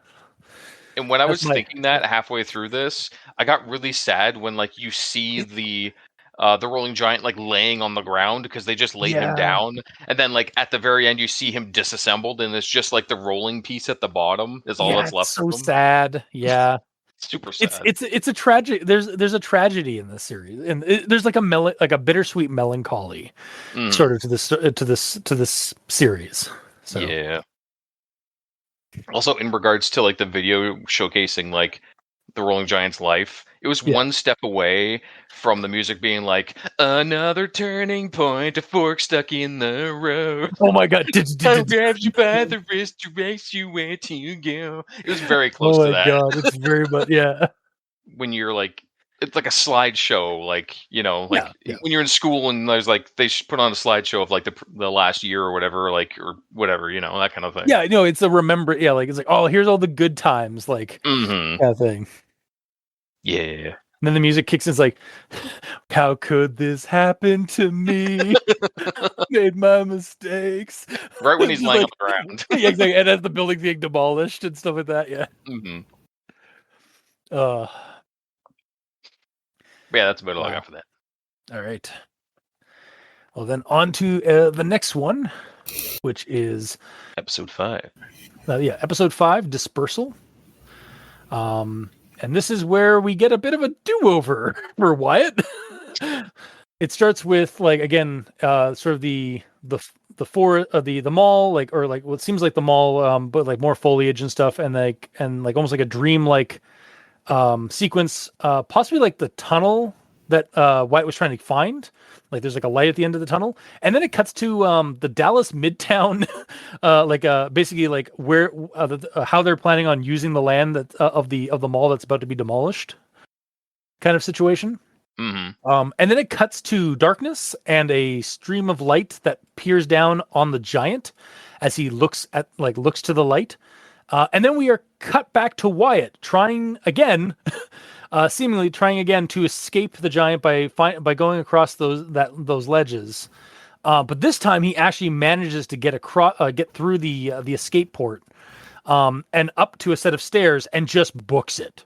Like books it all the way up to the stairs, and then we cut to some POV of like a drone, or like again just like above up in the sky shot of the forest, and like and the trail like leading to the tree, and we see Wyatt just running for dear life. Like, very slowly, tiredly jogging for his life. Well, he probably was running a ways. Now he's like lost his breath, so he's like just trying to get out of there. And then eventually, like after like in a daze, runs through the forest. We then cut to a black screen with white text that says, "Anatomically, modern humans have existed for approximately 300,000 years. Recorded history accounts for roughly 1.6% of this time." Then we cut to Wyatt getting to his car, getting in, punching in something on his GPS, and just driving away. And he looked at his phone to see where he was on Google Maps. Yeah, and like it's basically saying like since last updated, like you're in the middle of fucking nowhere, like we don't know where you are, because it's just showing a grid around him. Yeah, which might also like show like that why he couldn't call anybody down there as well. But and then it's just him, like the camera is now on his dash, bumping around as he drives into the sunset, basically. Except when he picked it up to film himself in the rearview mirror, apparently that one cutaway shot. Yes, exactly. Yeah, but that's basically dispersal. Is Wyatt got a do-over and managed to escape them all. Yep. So my thoughts on this one. I wonder if Wyatt's second attempt here was like a time loop, or if it's actually like metaphysically, if it's like his soul got out of the mall, but his body's still down there. Like this whole video is actually just his soul, like he made it out, but like did he kind of thing? His soul can control the car and make it move. Well, again, like that's just like his what he's seeing, what he's perceiving of the world, but like he's still down there, perhaps. That's like an idea I had, like as I was like watching this, like is he actually out? Or is this like, again, the giant maybe like performed a time loop so that he could get out? Because like definitely felt like in this one the giant is sympathetic in a way. Of course, his buddy were.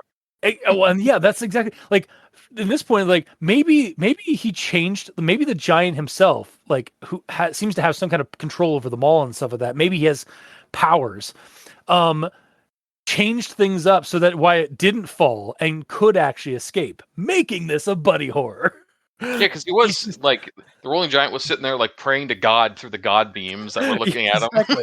And then even like when Wyatt was like dead in the last time we saw him, like on his failed attempt to escape, like the giant's out there in the woods, like looking at his dead body, is like, and it's like it was almost kind of like it wasn't so much scary as just kind of a sad moment. It was like, it's like maybe the giant was like, I didn't mean for this to happen. Everyone gets one.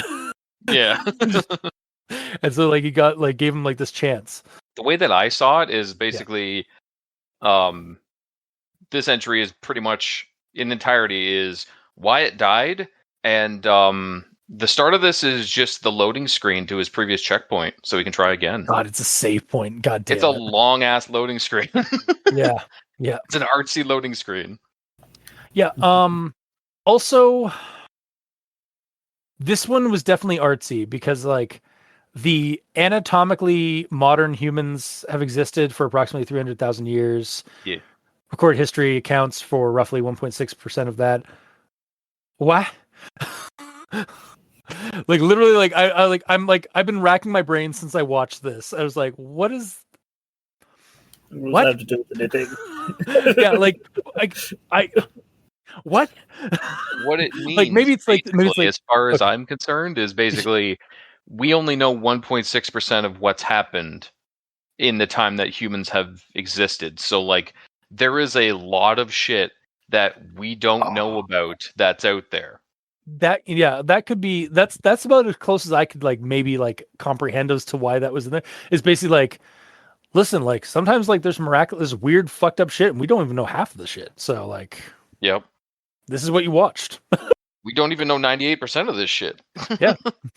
It's definitely a Lynchian. Like, this is where I think like Kane definitely has some like Lynchian inspirations, where it's just like, there's a quote from Would you say it'd be Kane and Lynch like? Do you remember that video game on the 360? I think. God damn. But yeah, there's a quote from David Lynch that's like, I'm not sure if this is the exact quote, but it's like, "We live inside a dream." Can you elaborate on that? No. Like that's like Lynch will say something like David Lynch will say something, and then the interviewer would like that to be explained, and David Lynch is like, nope. I don't have to explain shit. Yep. And that's kind of the vibe I get from the oldest view. Like, it's up to interpretation. It's up to, like, obviously Kane has some themes and some concepts he's exploring in it. Like, and there's definitely like a concrete like narrative here, but there's some stuff in it that's very surreal and very dreamlike. And I feel like that stuff is really just open for people to interpret themselves. Yeah. So, yeah. Yeah. That's my notes for Dispersal. It's just like, okay, well, that was a do-over. Or it's like a second attempt. Yeah. Yeah. So yeah, it's a do-over where they redo the ending of the long video, but he escapes this time. Mm-hmm. This is where it's noticeable that the stairs are CGI, because there's a repeating step that has the exact same groove out of it. Okay, yeah. That's really noticeable. Mm-hmm. Where? You've already ruined it. I need to see it. Gamer's like, fuck you. Why have to ruin everything? Yeah, it's a chunk out of the middle of the step, so it's really noticeable when you. If you're looking for it, if you're trying to like not like something. No, I'm kidding. I'm like, oh fuck! I think I saw it. Yeah, I did. I think. Yeah. I mean, he's flailing around so much. Like, also, like, so you noticed that the first run up. Again, my immersion was broken, and I was looking for imperfections, or too perfect things. Do you feel like a bigger man now? No. Okay. Well, the thing is, if that one specific stair that has the chunk out of the middle, if that one didn't repeat as often, I wouldn't have had an issue. I only saw one repeat of it. No, I'm seeing it. I'm seeing it like constantly now. But it doesn't bug me, because it's like this whole place could just be recursive. Like, some of the stuff could be recursive by its own anomalous nature. So, like, yeah, it doesn't. Yeah, it'll bug some people. It doesn't bug me. I hate to say it, but you might be wrong. I don't think these are the same texture. Okay, never mind. You're right. So, like, the chunk in the middle is the same, but all of the distressing around it is different. On every instance of it, every by two, the two I found. So I don't know. Damn you, Mikey! Yeah. Damn you! He has to be. He's the Simon Cowell to our Paula Abdul and Randy Jackson. And then to Steel Gabriel's Thunder. Basically, his theory that there's other people that have made these maps in the previous story. What if it's just him? Oh, fuck! Like different versions of him, iterations. Yeah, that's cool. We already have there's already been we already have evidence of a do-over. What if there have been multiple what if there have been multiple do-overs? This is a super Meat Boy situation. I was where, just thinking Meat Boy too. Yeah. Yeah. Oh God. Yeah, That's like cool. that. I really liked that actually. Yeah, like that. Like it's just different versions, like different tries as he tries to escape and dies, and eventually he'll get out. Mm-hmm. Or maybe he just keeps coming back. Like that's the other thing. Like it keeps like he's left a bunch of he's left some maps, like a different iteration of them has left a map to escape. He escapes, and then the do-over happens again, and he's exploring the mall again.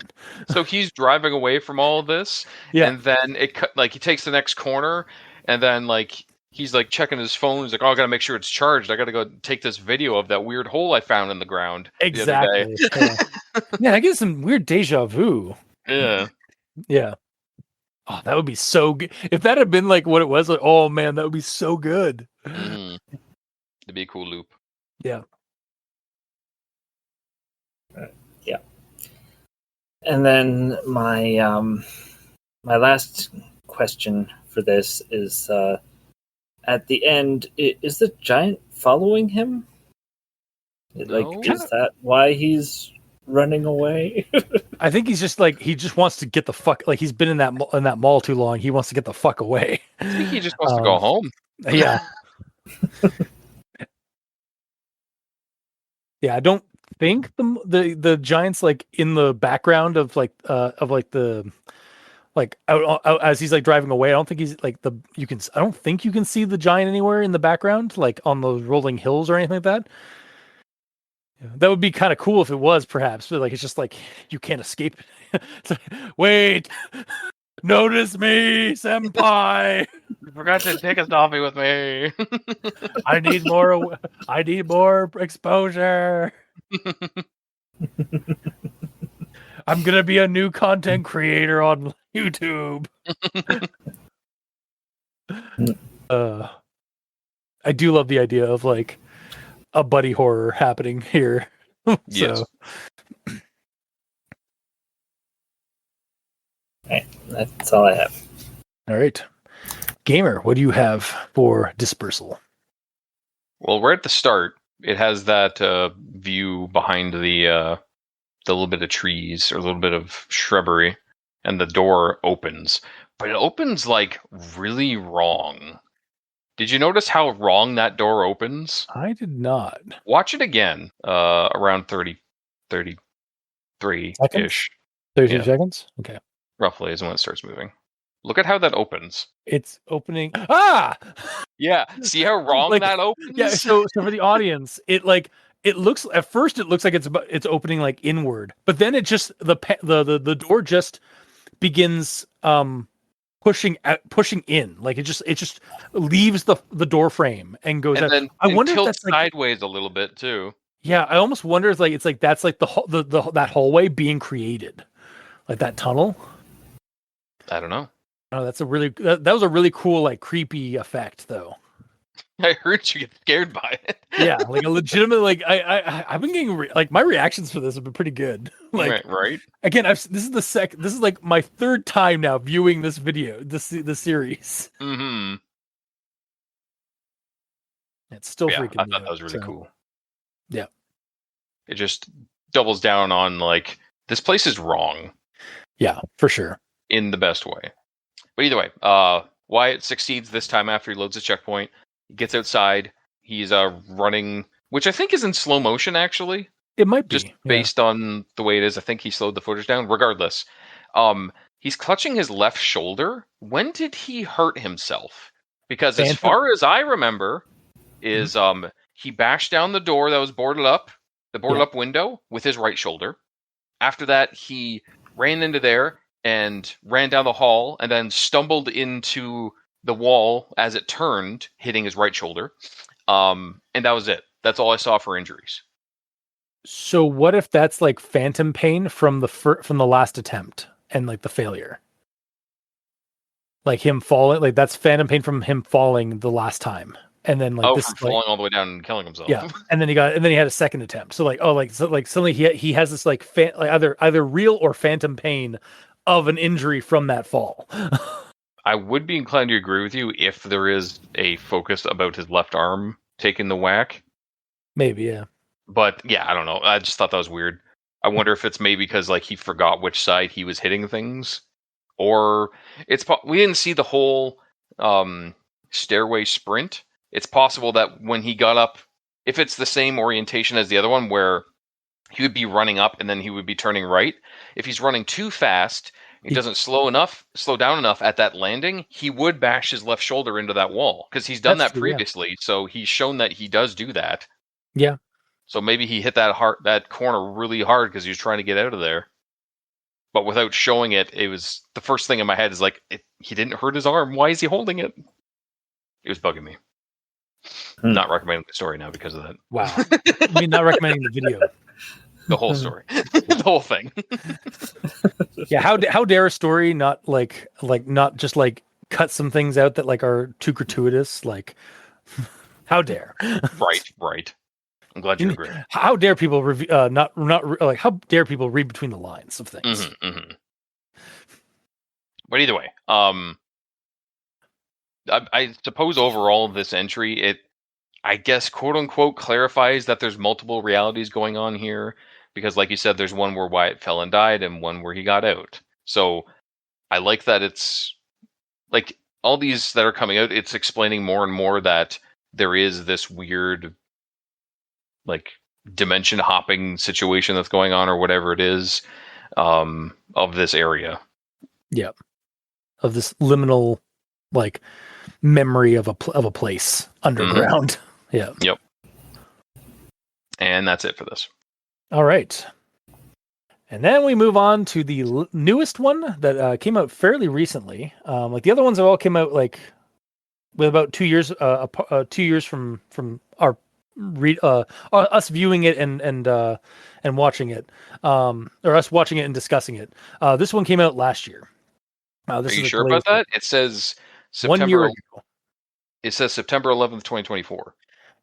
I hate how YouTube dates things because like unless you like it's 1 year X amount of months. Yeah, it's not 2 solid years yet. Yeah, exactly. Anyway, yeah. So this one's the most recent, and it is called "The Remains of Valley View Mall," in brackets post demolition, and it is 19 minutes of Kane or perhaps Wyatt walking around the demolished foundations of the mall while various video clips and images of both the real mall and sequences from the previous oldest view videos bleed over, like kind of subtly and sometimes not so subtly bleed over locations around the foundations that this person is recording or is videotaping. And then it just ends staring at the sun and like the surrounding cityscape of this now demolished mall. So yeah, that is basically the last video, the remains of the Valley View Mall. So yeah, my sort of views or notes on this one is this one is where things get like there's definitely been some previous videos in this that were fairly artsy. This one's definitely hammering home in an artsy way the themes of a sense of loss for something nostalgic. At least to me, like that's how I'm kind of getting this vibe. Okay. It's a theme. I don't know. To me, like that's been a theme in this entire thing is like this like forgotten, like this mall that's been like that was demolished, and we're like as he's walking around, he's seeing the ghosts of the mall, or like the ghost of the mall, like in kind of bleed into the video footage. I think you're overanalyzing it. I might be overanalyzing it. I don't know. This is just like my thoughts as I was like watching this part and trying to like make sense of it in context to the rest of the videos. The interlacing between the tour of the real mall foundations and the scenes and imagery from both the real mall pre-demolition and Wyatt's footage exploring and trying to escape the underground mall. I thought it was really interesting, and again, just helps cement in my mind like some of the themes that I was getting from the rest of the series. But it is fairly artsy, or it is fairly like subtle. Well, which is it? Because artsy is often not subtle. No, they can be both the artsy and subtle. Like basically, like in terms of, I guess maybe not subtle is not the right word. Maybe vague, like in terms of like or like open to interpretation of what's going on and such. I guess because there's no dialogue here. It is just Wyatt or Kane walking around the foundations of this place and like having images interlaced over locations in that like as he's like walking, he stops at certain spots where like the foundations show where like where part of the mall was, and then it cuts to images or video of that, and I just kind of got this like, I don't know, this sense of like almost like this is a memorial to this mall. Like there's some kind of like almost like a sense of nostalgia for like this mall was here, and this thing happened to Wyatt here. But yeah, those are my feelings and thoughts on this video in particular. So, Mikey, D stands for evil. Well, I feel it's interesting how much of the tile survived the demolition. Yeah. But other than that, I almost fell asleep watching this one. You know what? Understandable. So, yeah, that's all I got. All right. Gamer. I guess I'll pick up the slack. Let's see. So, this one, I actually appreciate this for what it is, a post-mortem of the series, basically. Yeah. Showing what it looked like after it was all ripped down. And I like that he was lining up shots to show that, like, this was here. You know, this is the piece of tile when I was running for my life, basically. Mm-hmm. And I like that he was actually visually showing that, because if you're just looking at it, you're not really going to notice it specifically, like, oh, that's from that part. Like, you would have to be going back and forth comparing clips, but he does it for you. Yeah. So I appreciate that.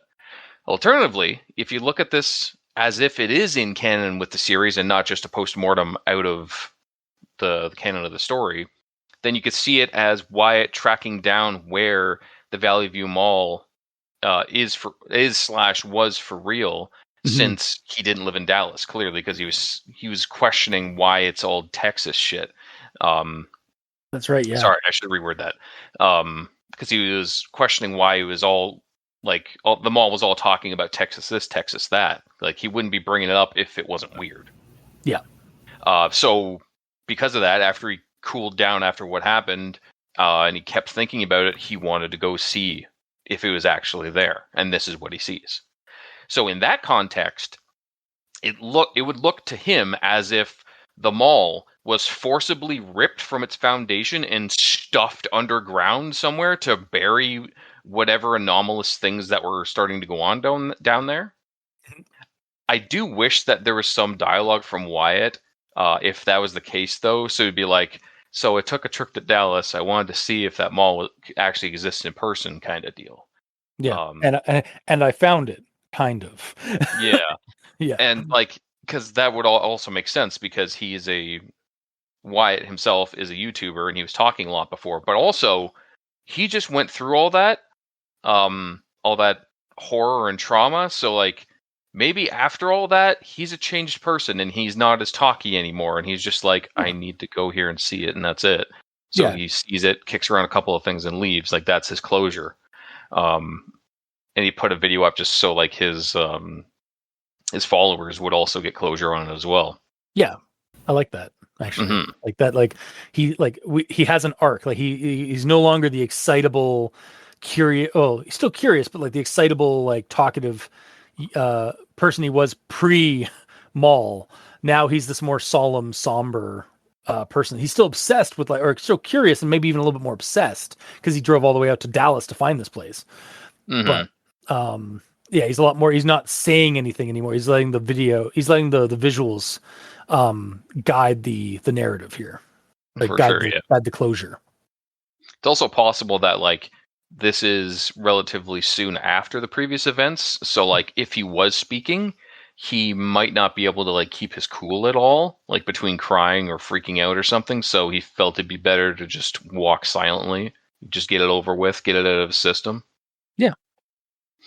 And like also like I was gonna say that like some of the videos that he's putting in and images, they aren't from his experience down there. They're from other YouTubers, and it's credited to the other YouTubers. Yeah. There are other videos from when the mall was still active and open. Yeah, or other people doing urban exploration stuff after it closed down or whatever. Yeah. Because there's one where he's like walking towards an elevator and stuff, and that wasn't from his video. But regardless, Mhm. He's crediting the other YouTubers for their angles of the mall and stuff that he didn't use in his film. And that, as I assume that this is like an out of story retrospective of the mall itself in real life, that would make sense. But it also kind of makes sense in lore as well, because Wyatt himself is a YouTuber. So he would be crediting other YouTubers in the canon of the story as well. For sure. Yeah. So Like, it it still doesn't- doesn't really break immersion for me. Yeah, there's no ludonarrative dissonance of like between like out of story or out of setting or out of game, as it were, and in game. Like, it still makes sense. Like, his actions, like what he's doing with this video, still makes sense in character. Yeah, for sure. Yeah. And then we get to the part where he sees a flower in the distance. Like, oh, that's cool. And he goes up to like frame a shot of the flower and like against the sun, and then like he turns back. I kind of half expected to see the rolling giant just standing there in the distance. Honestly, Hi there, Wyatt. yeah, Yeah, that would have been so good. I'm not gonna lie. would have been cool as hell. But no, sadly that did not happen. Sadly, the giant remains underground. Yeah. But yeah, either way, by the end of all this, we didn't really get clarification in the story about Green Hill Zone. So that confusion from episode 1 still remained for me. Like, yes, we kind of talked about it, but the story itself doesn't really say anything about it. Yeah. So yeah, that was kind of the only speed bump the only indiscrepancy that I had with discrepancy rather, I had with the story as a whole. Okay. And then my only other note is some additional research I did after the video, after the series. Yeah. Should I just go into that? Go for it. I think I know what it is, but go for it. Yeah. So when I first saw the mall, I was like, this mall's abandoned. How could he get access to that? This must be CG. And then he finally found the name of the mall. And then I was like, oh, okay. I'll Google it. Oh, all right. It's a real mall that was actually condemned. Maybe he did actually go there to film this. That makes sense. Dangerous because it's trespassing, but it makes sense. Yeah. So I continued with that as my thought. Yeah. Clearly seeing CG stuff that was added, like the rocks outside the windows, the cracks in the walls, and like clearly just composited over real footage of obviously. like him being on site, right? Yeah, totally. Yeah. And that went through the whole series, even like past the last one that we're talking about previously. Mhm. And when I was done all that and done my notes, saved it and closed it, I saw that there was a recommended video to watch on the right side that said behind the scenes for this. I'm like, fuck, I should watch it. I watched that, and all of it, literally all of it, is CG. Yep. Every fucking pixel of this video is CG, aside from probably the outside stuff. But everything that's inside. Yeah, the forest outside, this like all that stuff's real. The stairs, the little like tile room at the bottom of the stairs, and the whole fucking mall is both CGI and also like tiny models he made. What do you mean? Like, I thought it was all just CG. The door to the door to the either he made a physical model of the door that goes into like the main like that Silent Hill door area. Yeah. Either he made that and then 3D scanned it, or he filmed that like that model and incorporated it into the video. Because I must have missed that. The entire mall, he is all just Kane Pixel pulled what he did with Backrooms, like his original Backrooms found footage video, where he motion tracked exploring a space, and then in Blender used photo reference and video reference from YouTube and 3D scans of the mall before it was torn down to make a 3D version, a 3D version of the mall that he could then go in and use like the motion tracking data and explore and like make the entire video. Yeah. It shocked the hell out of me. Same. Like I saw it like 2 years ago when I first saw the series, and I was like, oh, and then I watched like that video like a day or two later after, because I was like, oh man, this is some really good composition. Like there's like he must have like paid to like go into this mall before it was shut down, or like maybe when it was shuttered or something. And then I saw that video, I was like, holy fuck. Yeah, it's nuts. Like, so what you were saying before, when the Rolling Giant first showed up, I thought like, wow, that looks really good for CG. Maybe it's not CG, because like maybe it's just real, and like he actually had someone in there pushing it around, because it sure looks real. No, no, it's all CGI. Yeah, like, I even like the far shots when he's like 3/4 of the way up the escalator, and like it turns around and leaves. I'm like, well, clearly he has it hooked up like an RC car, and there's just someone off screen just driving it around. That'd be easy to do, but no. Nope. Everything was done in Blender. Kane Parsons is just a master of Blender. Again, like there's obviously some parts that like look in retrospect, looking at them, there's some like some of the details are a little like make kind of show that it's like CGI. Like again, now that Mikey is like pointed out like the kid area, I can see that. And again, like the reflections that we were going on about. Yeah, like that's like he couldn't obviously like show a like himself in the reflections. He could have. It could have been, but it would have been that would have been a bitch. So the problem is, and like this also explained why when he first got to the door, you didn't see a hand out to reach out to open the door. It kind of cut, and then the door was open, and then he walked through. Because the hardest thing to do as a CG artist is to make a human being look real. Yeah. So he purposefully kept hands and everything out of the film. Like he never even looks down at his feet or anything when he's like walking on like the thin area or nothing, because you don't want to show any of that, because it's really hard to sell that. Yeah, like we kind of see that actually, like again, not to talk about something that like talk about another video that he did, but like in the the first Backrooms found footage video, at the end when the monster grabs the kid and the camera goes like falling down the hole and then like back into our world, it definitely looks like a CGI kid getting eaten by the monster or getting grabbed by the monster as it zooms away. But I think it was definitely smart of him to like not show like parts of his hand like or anything like that in it. What throws me off, because like when we first see the main like that first like store space, and we were commenting about like how like, oh, that table kind of looks like a little too like simple, or like the lighting's slightly off, that it makes it look like it's CGI rendered. Yeah. That was pretty good. But when he's crawling down and he's down on the carpet, and like that's fucking CG, and it looked like so good. Like it made me think that I was like, oh wow, that he's actually in some kind of space like doing this. No, that's also CG. Like the visual is just that good for like that for like being so close to a carpet or like the tiles and such. One thing that's so awesome is like, so it's all CG, but you don't think about it being CG at all. Like, I know, Mikey, I know. Well, you don't think about it being CG at all. What? Yeah. Until the kid stuff. Yeah. For most of us, you don't think of it. Yeah, but you don't think about it because like the motion of the camera is so believable.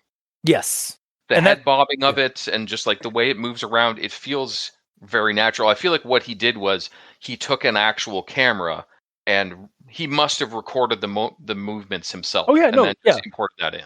Yeah, that's exactly what it's the same thing he did with the Backrooms video. It was all motion tracked, like walking through a space, like through like a large space, to get like the shots he wanted, and then he put that data into like the digital, the computer camera, going through that space, and basically to match the more organic movements of somebody walking around with the camera.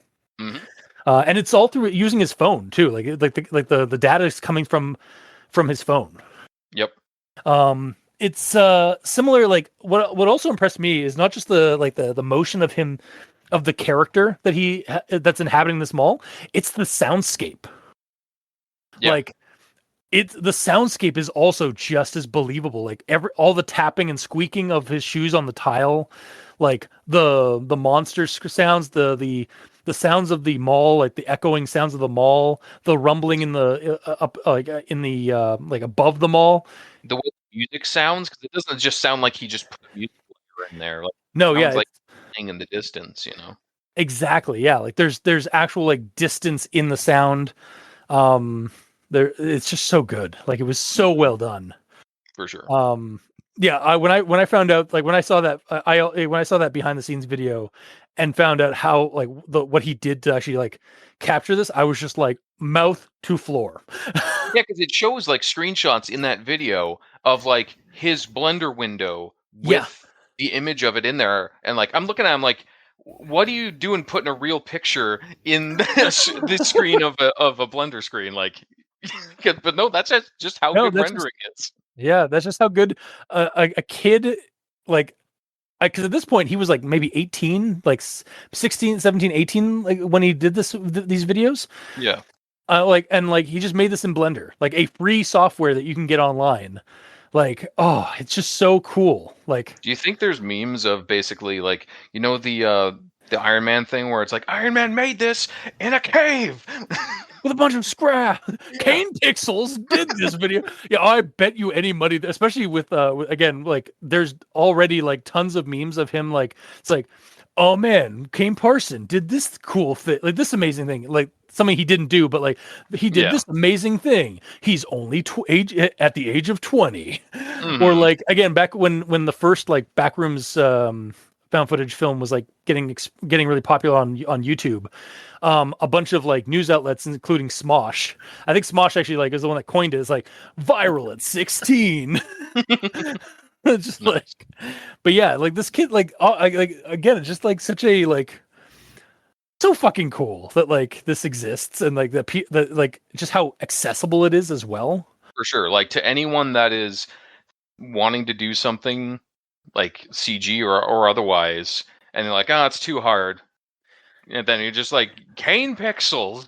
Kane did this Pixels made this in a cave with a when he bunch of was 16 scraps. with just Blender. Yeah, with a bunch of Blender. Yeah. Oh yeah, so good. Mhm. But yeah, that's what I was holding off for the end. Is like, so guys, like so to my co-host, like, you know, this entire mall was actually CGI. Yeah. But then you got that video beforehand, so yeah, Mhm. yeah, no, I just so good. But I didn't get the video, but I can believe it. Like once I saw the CG with Listen. the kid zone, then I was like, "Is this all CG?" Yeah, I know. But here, let me bring something up. Also, I agree with you here. I'm not going to change your argument at all because the more I think about it, I didn't think about it at the time, but now that you brought it up and I'm thinking about it more, the problem with that kiddie scene, like that sounds bad. The problem with that scene with the kids area, the kid zone, is the kids zone, yeah, is it looks brand new. Yeah. And this is in an abandoned mall, and it's been abandoned for a long time before it got ripped down, with like homeless people in there and graffiti and stuff. So like that kid zone should be not looking brand new. That said, though, like the mall that like Kane or that Wyatt explores is just empty. It doesn't look like it's it's supposed to look like it's still like partially in its prime. Or that's like it's perhaps like a well used but still like functional mall. It's just abandoned or it's just empty underground. Yeah, it is still relatively clean. You're right, but I don't know. It just because Mikey brought it up, it looks too clean. It needs something on it. Yeah, it's just that one. Yeah, I will say like there needs to be a few imperfections. Like it's just one of those parts that like once it's highlighted, like the rest of it starts like kind of show some of it. But like honestly, like that's only going to make or break it for certain people. Mike, sorry. Do you need a lozenge, gamer? Yeah. But yeah, that's all you got. Yeah. I do have a kitchen segment here, a little bit, but it's really just going to a kitchen. Yeah, no, yeah. But just like basically like how could I use this in a game, like a tabletop scenario kind of thing? Based on our last week's in our recording that we did on One Less Die, our sister podcast where we do D&D stuff. Oh my god, I did. You absolutely did. Yeah, so yeah, basically my kitchen segment basically like, oh, like how can I draw inspiration from this video to run a like Cthulhu scenario or a game scenario, like a horror game tabletop scenario.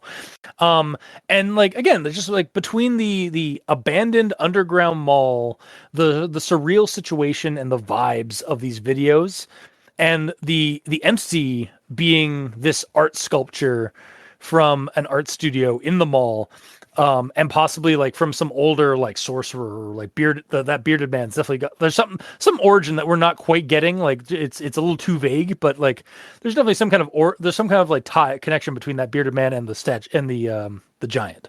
But I could definitely make the case for this to be fodder for like a King in Yellow game scenario, as I was kind of hammering at earlier. And yeah, like Gamer just brought up, recently on One Less Die, I ran a game where the characters fell into, or they no-clipped into a mall space.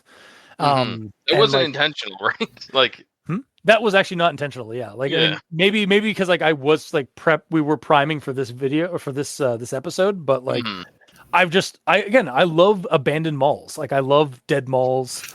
I love like surreal dreamcore like mall space.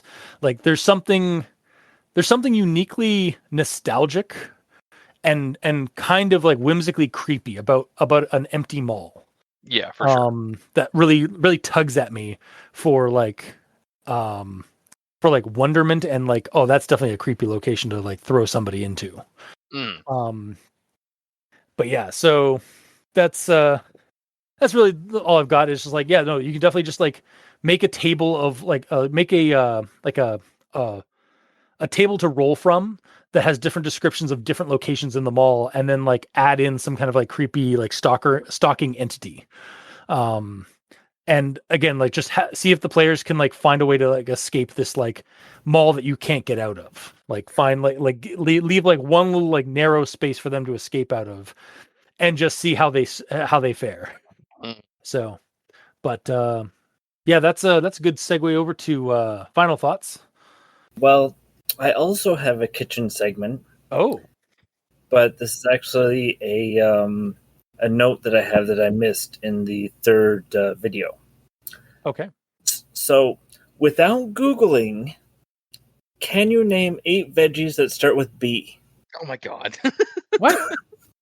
Why? There was a sign that said that. Oh, it was. You're right. Yes, I do. Okay. Let's see.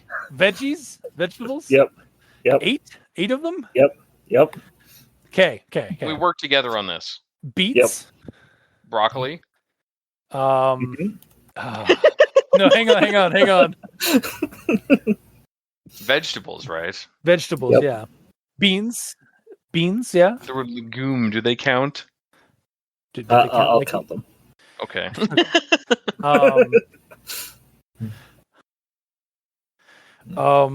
Beets, right? Yeah, beets, yep. Broccoli, beans.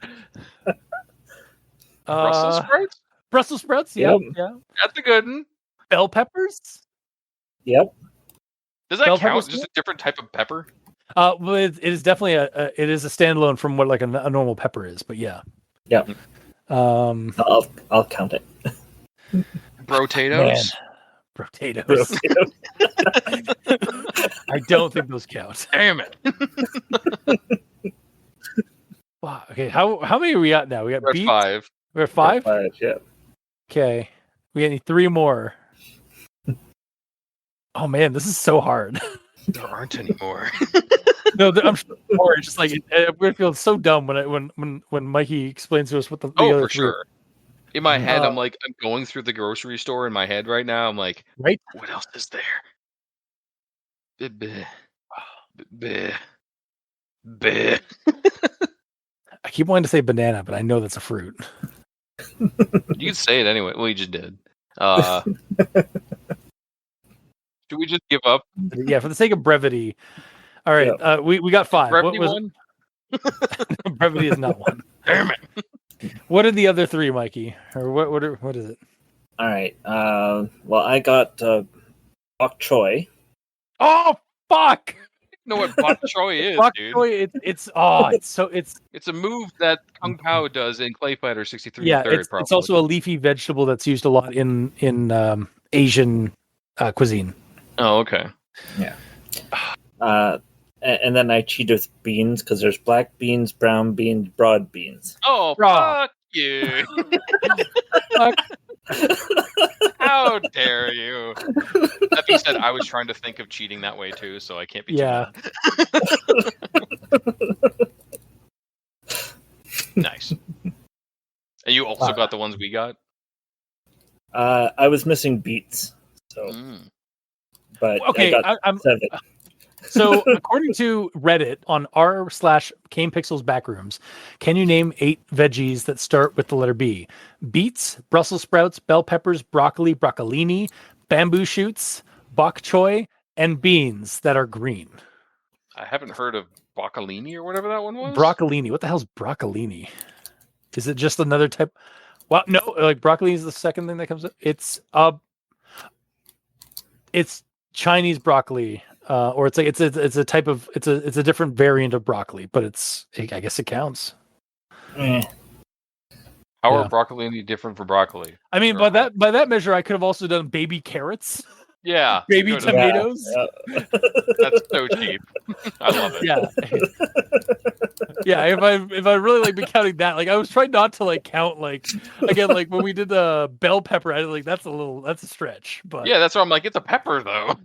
Yeah, but it says bell in it, so it's beans. Yeah. Anyway, wow, thanks Mikey for bringing that to and like that's straight. Weirdly enough, that is actually like connected to this video series. Shockingly. Yeah. Mm-hmm. Honestly, yeah, I'm gonna recommend it. Though I do have a particular partial or maybe even conditional recommendation for certain folks. Like again, like if you want to be a completionist, watch the entire playlist. Like obviously, like watch all the videos. If you're really just wanting to like get somebody interested in this kind of like surreal found footage horror, maybe just give them like maybe just show them like the first like let's see what we got here, like the 2 and 3. I'd say 2, 3, and like 2 and 3 for sure. Maybe 2, 3, 4, and 5. Well, 4 doesn't really add to the 4. Yeah, 4 just kind of gives some context as to like the creature, like it kind of shows like the entity itself or like possible like origin of it. Yeah. And then 5 just kind of gives a little bit more of a possible conclusion or like a kind of closure for like Kane. Like basically gives you a better ending. Like for sure. But honestly, yeah, like 2 and 3 are probably the best. Like or like if you just want to give somebody a like show them a spooky, weird like found footage horror film or video series, just show them The Oldest View Beneath the Earth and The Rolling Giant, The Oldest View Part 3. Yeah, because that's kind of the meat. That's the real meat and potatoes. Everything else, not this isn't like a bad way, but like everything else is sort of just like extra toppings. Yeah, and it's stuff that you like. It's not fully explained one way or another, so there's a lot open to interpretation about it. Yeah, like I'm certainly glad I sat down and watched all 6 of the videos, and then watched that behind the scenes just fucking floored me. But yeah, like the 6 videos, like it's artsy, it's a bit of a thinking piece for some of the videos, but like it's definitely got like a through line narrative that you can still follow through it. Like this kid Wyatt like stumbled upon a weird fucked up place and tries to escape it, and maybe escaped. mm-hmm. But yeah, so yeah, I and like there's definitely like a theme of like remembering this nostalgic place that people used to visit and is now demolished. So I definitely get that kind of vibe from it. So yeah, I'd recommend. I would definitely recommend it, but maybe like only recommend a few of the videos to certain people, depending on what I know of their like preferences for like video for viewing things, because they might not get some of the stuff, or care for some of the stuff that the more artsy videos portray. Really, just cannot express enough how much I love freaky dead mall experiences in this series, and the entity is both silly and creepy and threatening at the same time. Mm-hmm. Like, again, it's got that kind of like weird mascot like horror of like this, like, guys, it literally has like flowers for hands, yet it is still threatening. Yeah. There might be roses in there that have like thorns. Have thorns? Yeah. Yeah. And do you Those see how hurt. do you see how like power, like how he DBZ'd that wall? A little bit, yeah. Just like crashing into it. Like he He's should got not, a lot of torque in those little wheels. apparently, yeah. I also really loved that when okay, this is a quick side from like the video, but when like Wyatt escapes to the second floor and looks down and sees the thing, and it fucking just slowly turns to show the handle that somebody would use to push it, and Yeah. it just rolls away. It's just like, oh fuck. Yeah. So yeah, that's my final thoughts and recommendations. I will recommend it. So Mikey, the E stands for evil. All right. So for me, it was good until I lost my immersion. Yes, Of course. clearly. And there's nothing that could bring it back. Oh my God. He dies on the hills he dies on, sir. Yeah. But with that being said, I'd say that the series is worth a watch, but be prepared to fall asleep in the last video. Okay, yeah. Honestly, okay, I'll say this. As much as I praised that last video, it's about 10 minutes too long. Yeah, no, again, like I will watch if something is a part of a series that like I'm really excited for. I will watch 20 minutes of just walking around doing nothing. Yeah. But I will admit, like, yeah, that video is way too long. Mm-hmm. Like, I get it's like it's hammering home this like whole, again, this like remembrance of like this place and like what happened and stuff like that. But yeah. For an out of canon post-mortem, it's great at the length it is. For an in canon post-mortem of it, I think it could have been cut down to just remembering the sections from what he experienced as Wyatt, not cutting in other YouTubers stuff. That would cut down the runtime a lot. Yeah, for sure. Because I think that's actually a really cool idea to interpret it, is like that this is actually Wyatt, not Kane, going to this place and remembering this mall, but it's Wyatt going to this place to seeking some, because he's still like the place has left its mark on him. Like he may have escaped it, but it's still left a mark on him, and so now he's like seeking some kind of closure, or seeking some kind of something to like try and like comprehend what the fuck he experienced. Yeah, for sure. Yeah. But yeah, I definitely think the last one's a little too long. All right, and Gamer. So what was your final recommendation, Mikey? He was. Well, I recommend that people watch the series. Yeah. Okay, I thought it was a partial at the start. Not that I'm complaining. Well, I mean, if you really need just something to help you fall asleep, you can watch the last one on repeat. Wow.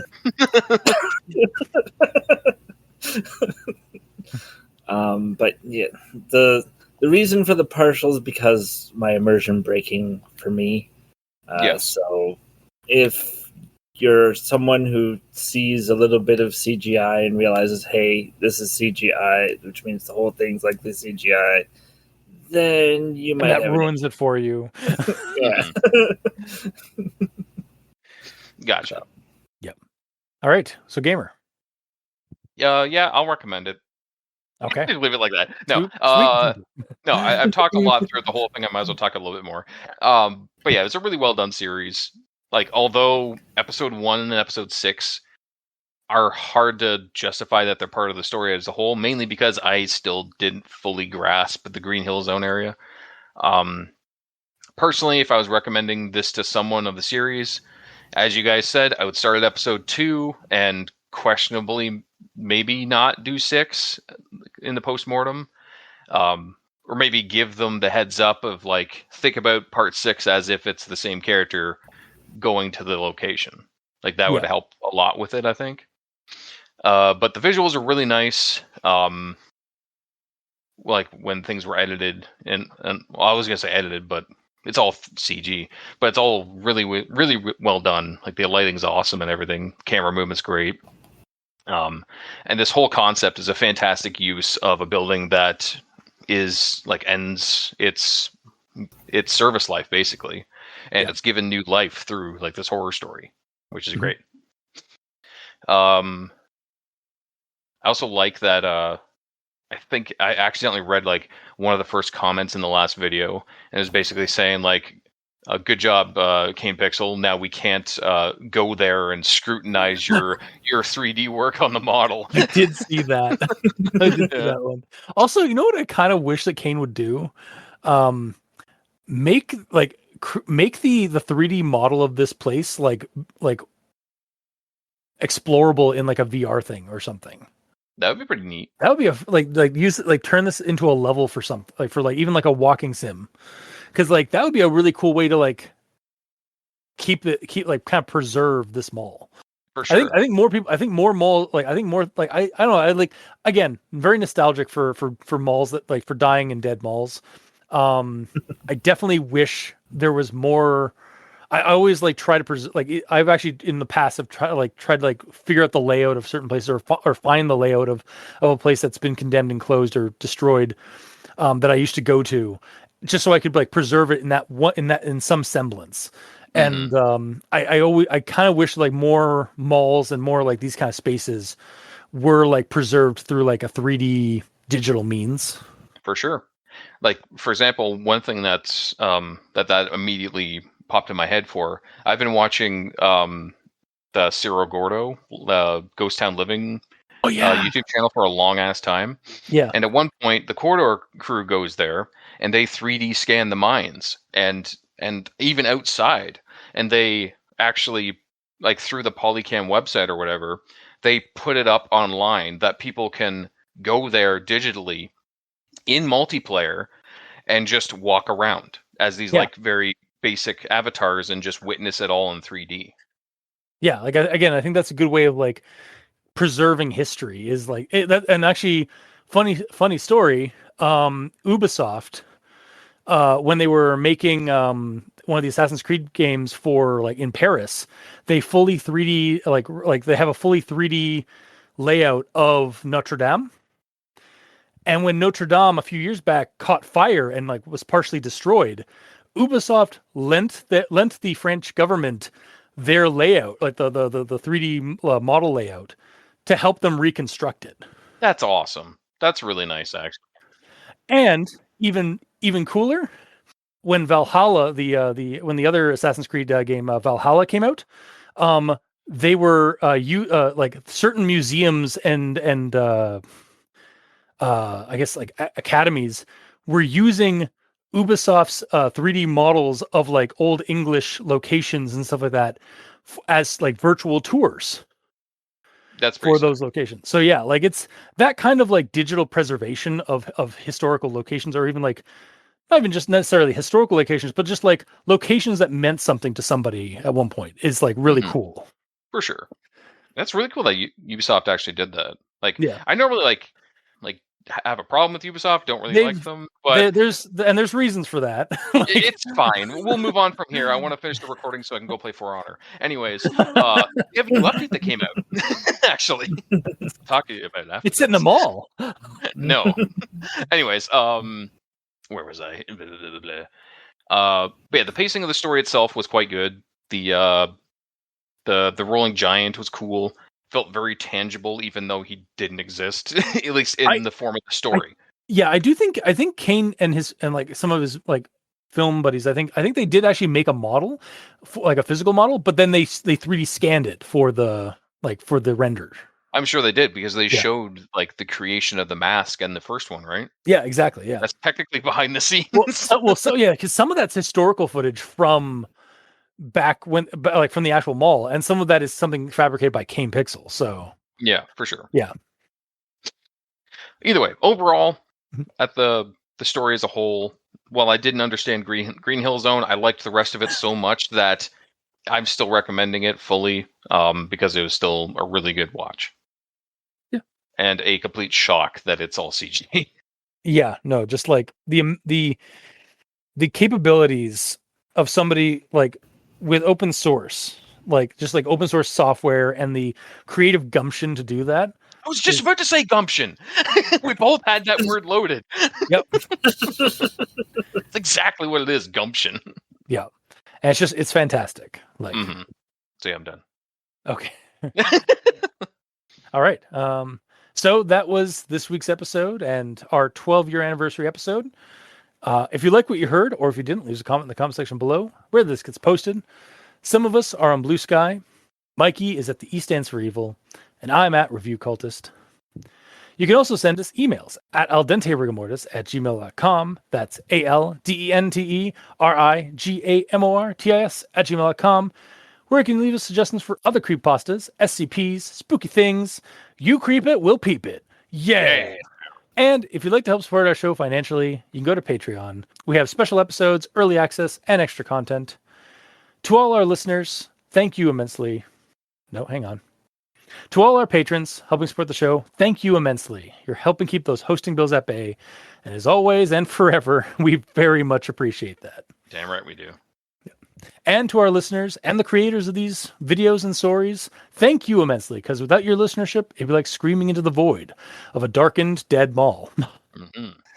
And without your stories, your videos, horror mediums in general, created and posted online for people to get spooked by and to creepy copy pasta them across the internet, we really wouldn't have much of a show because we'd have nothing to talk about. So thank you.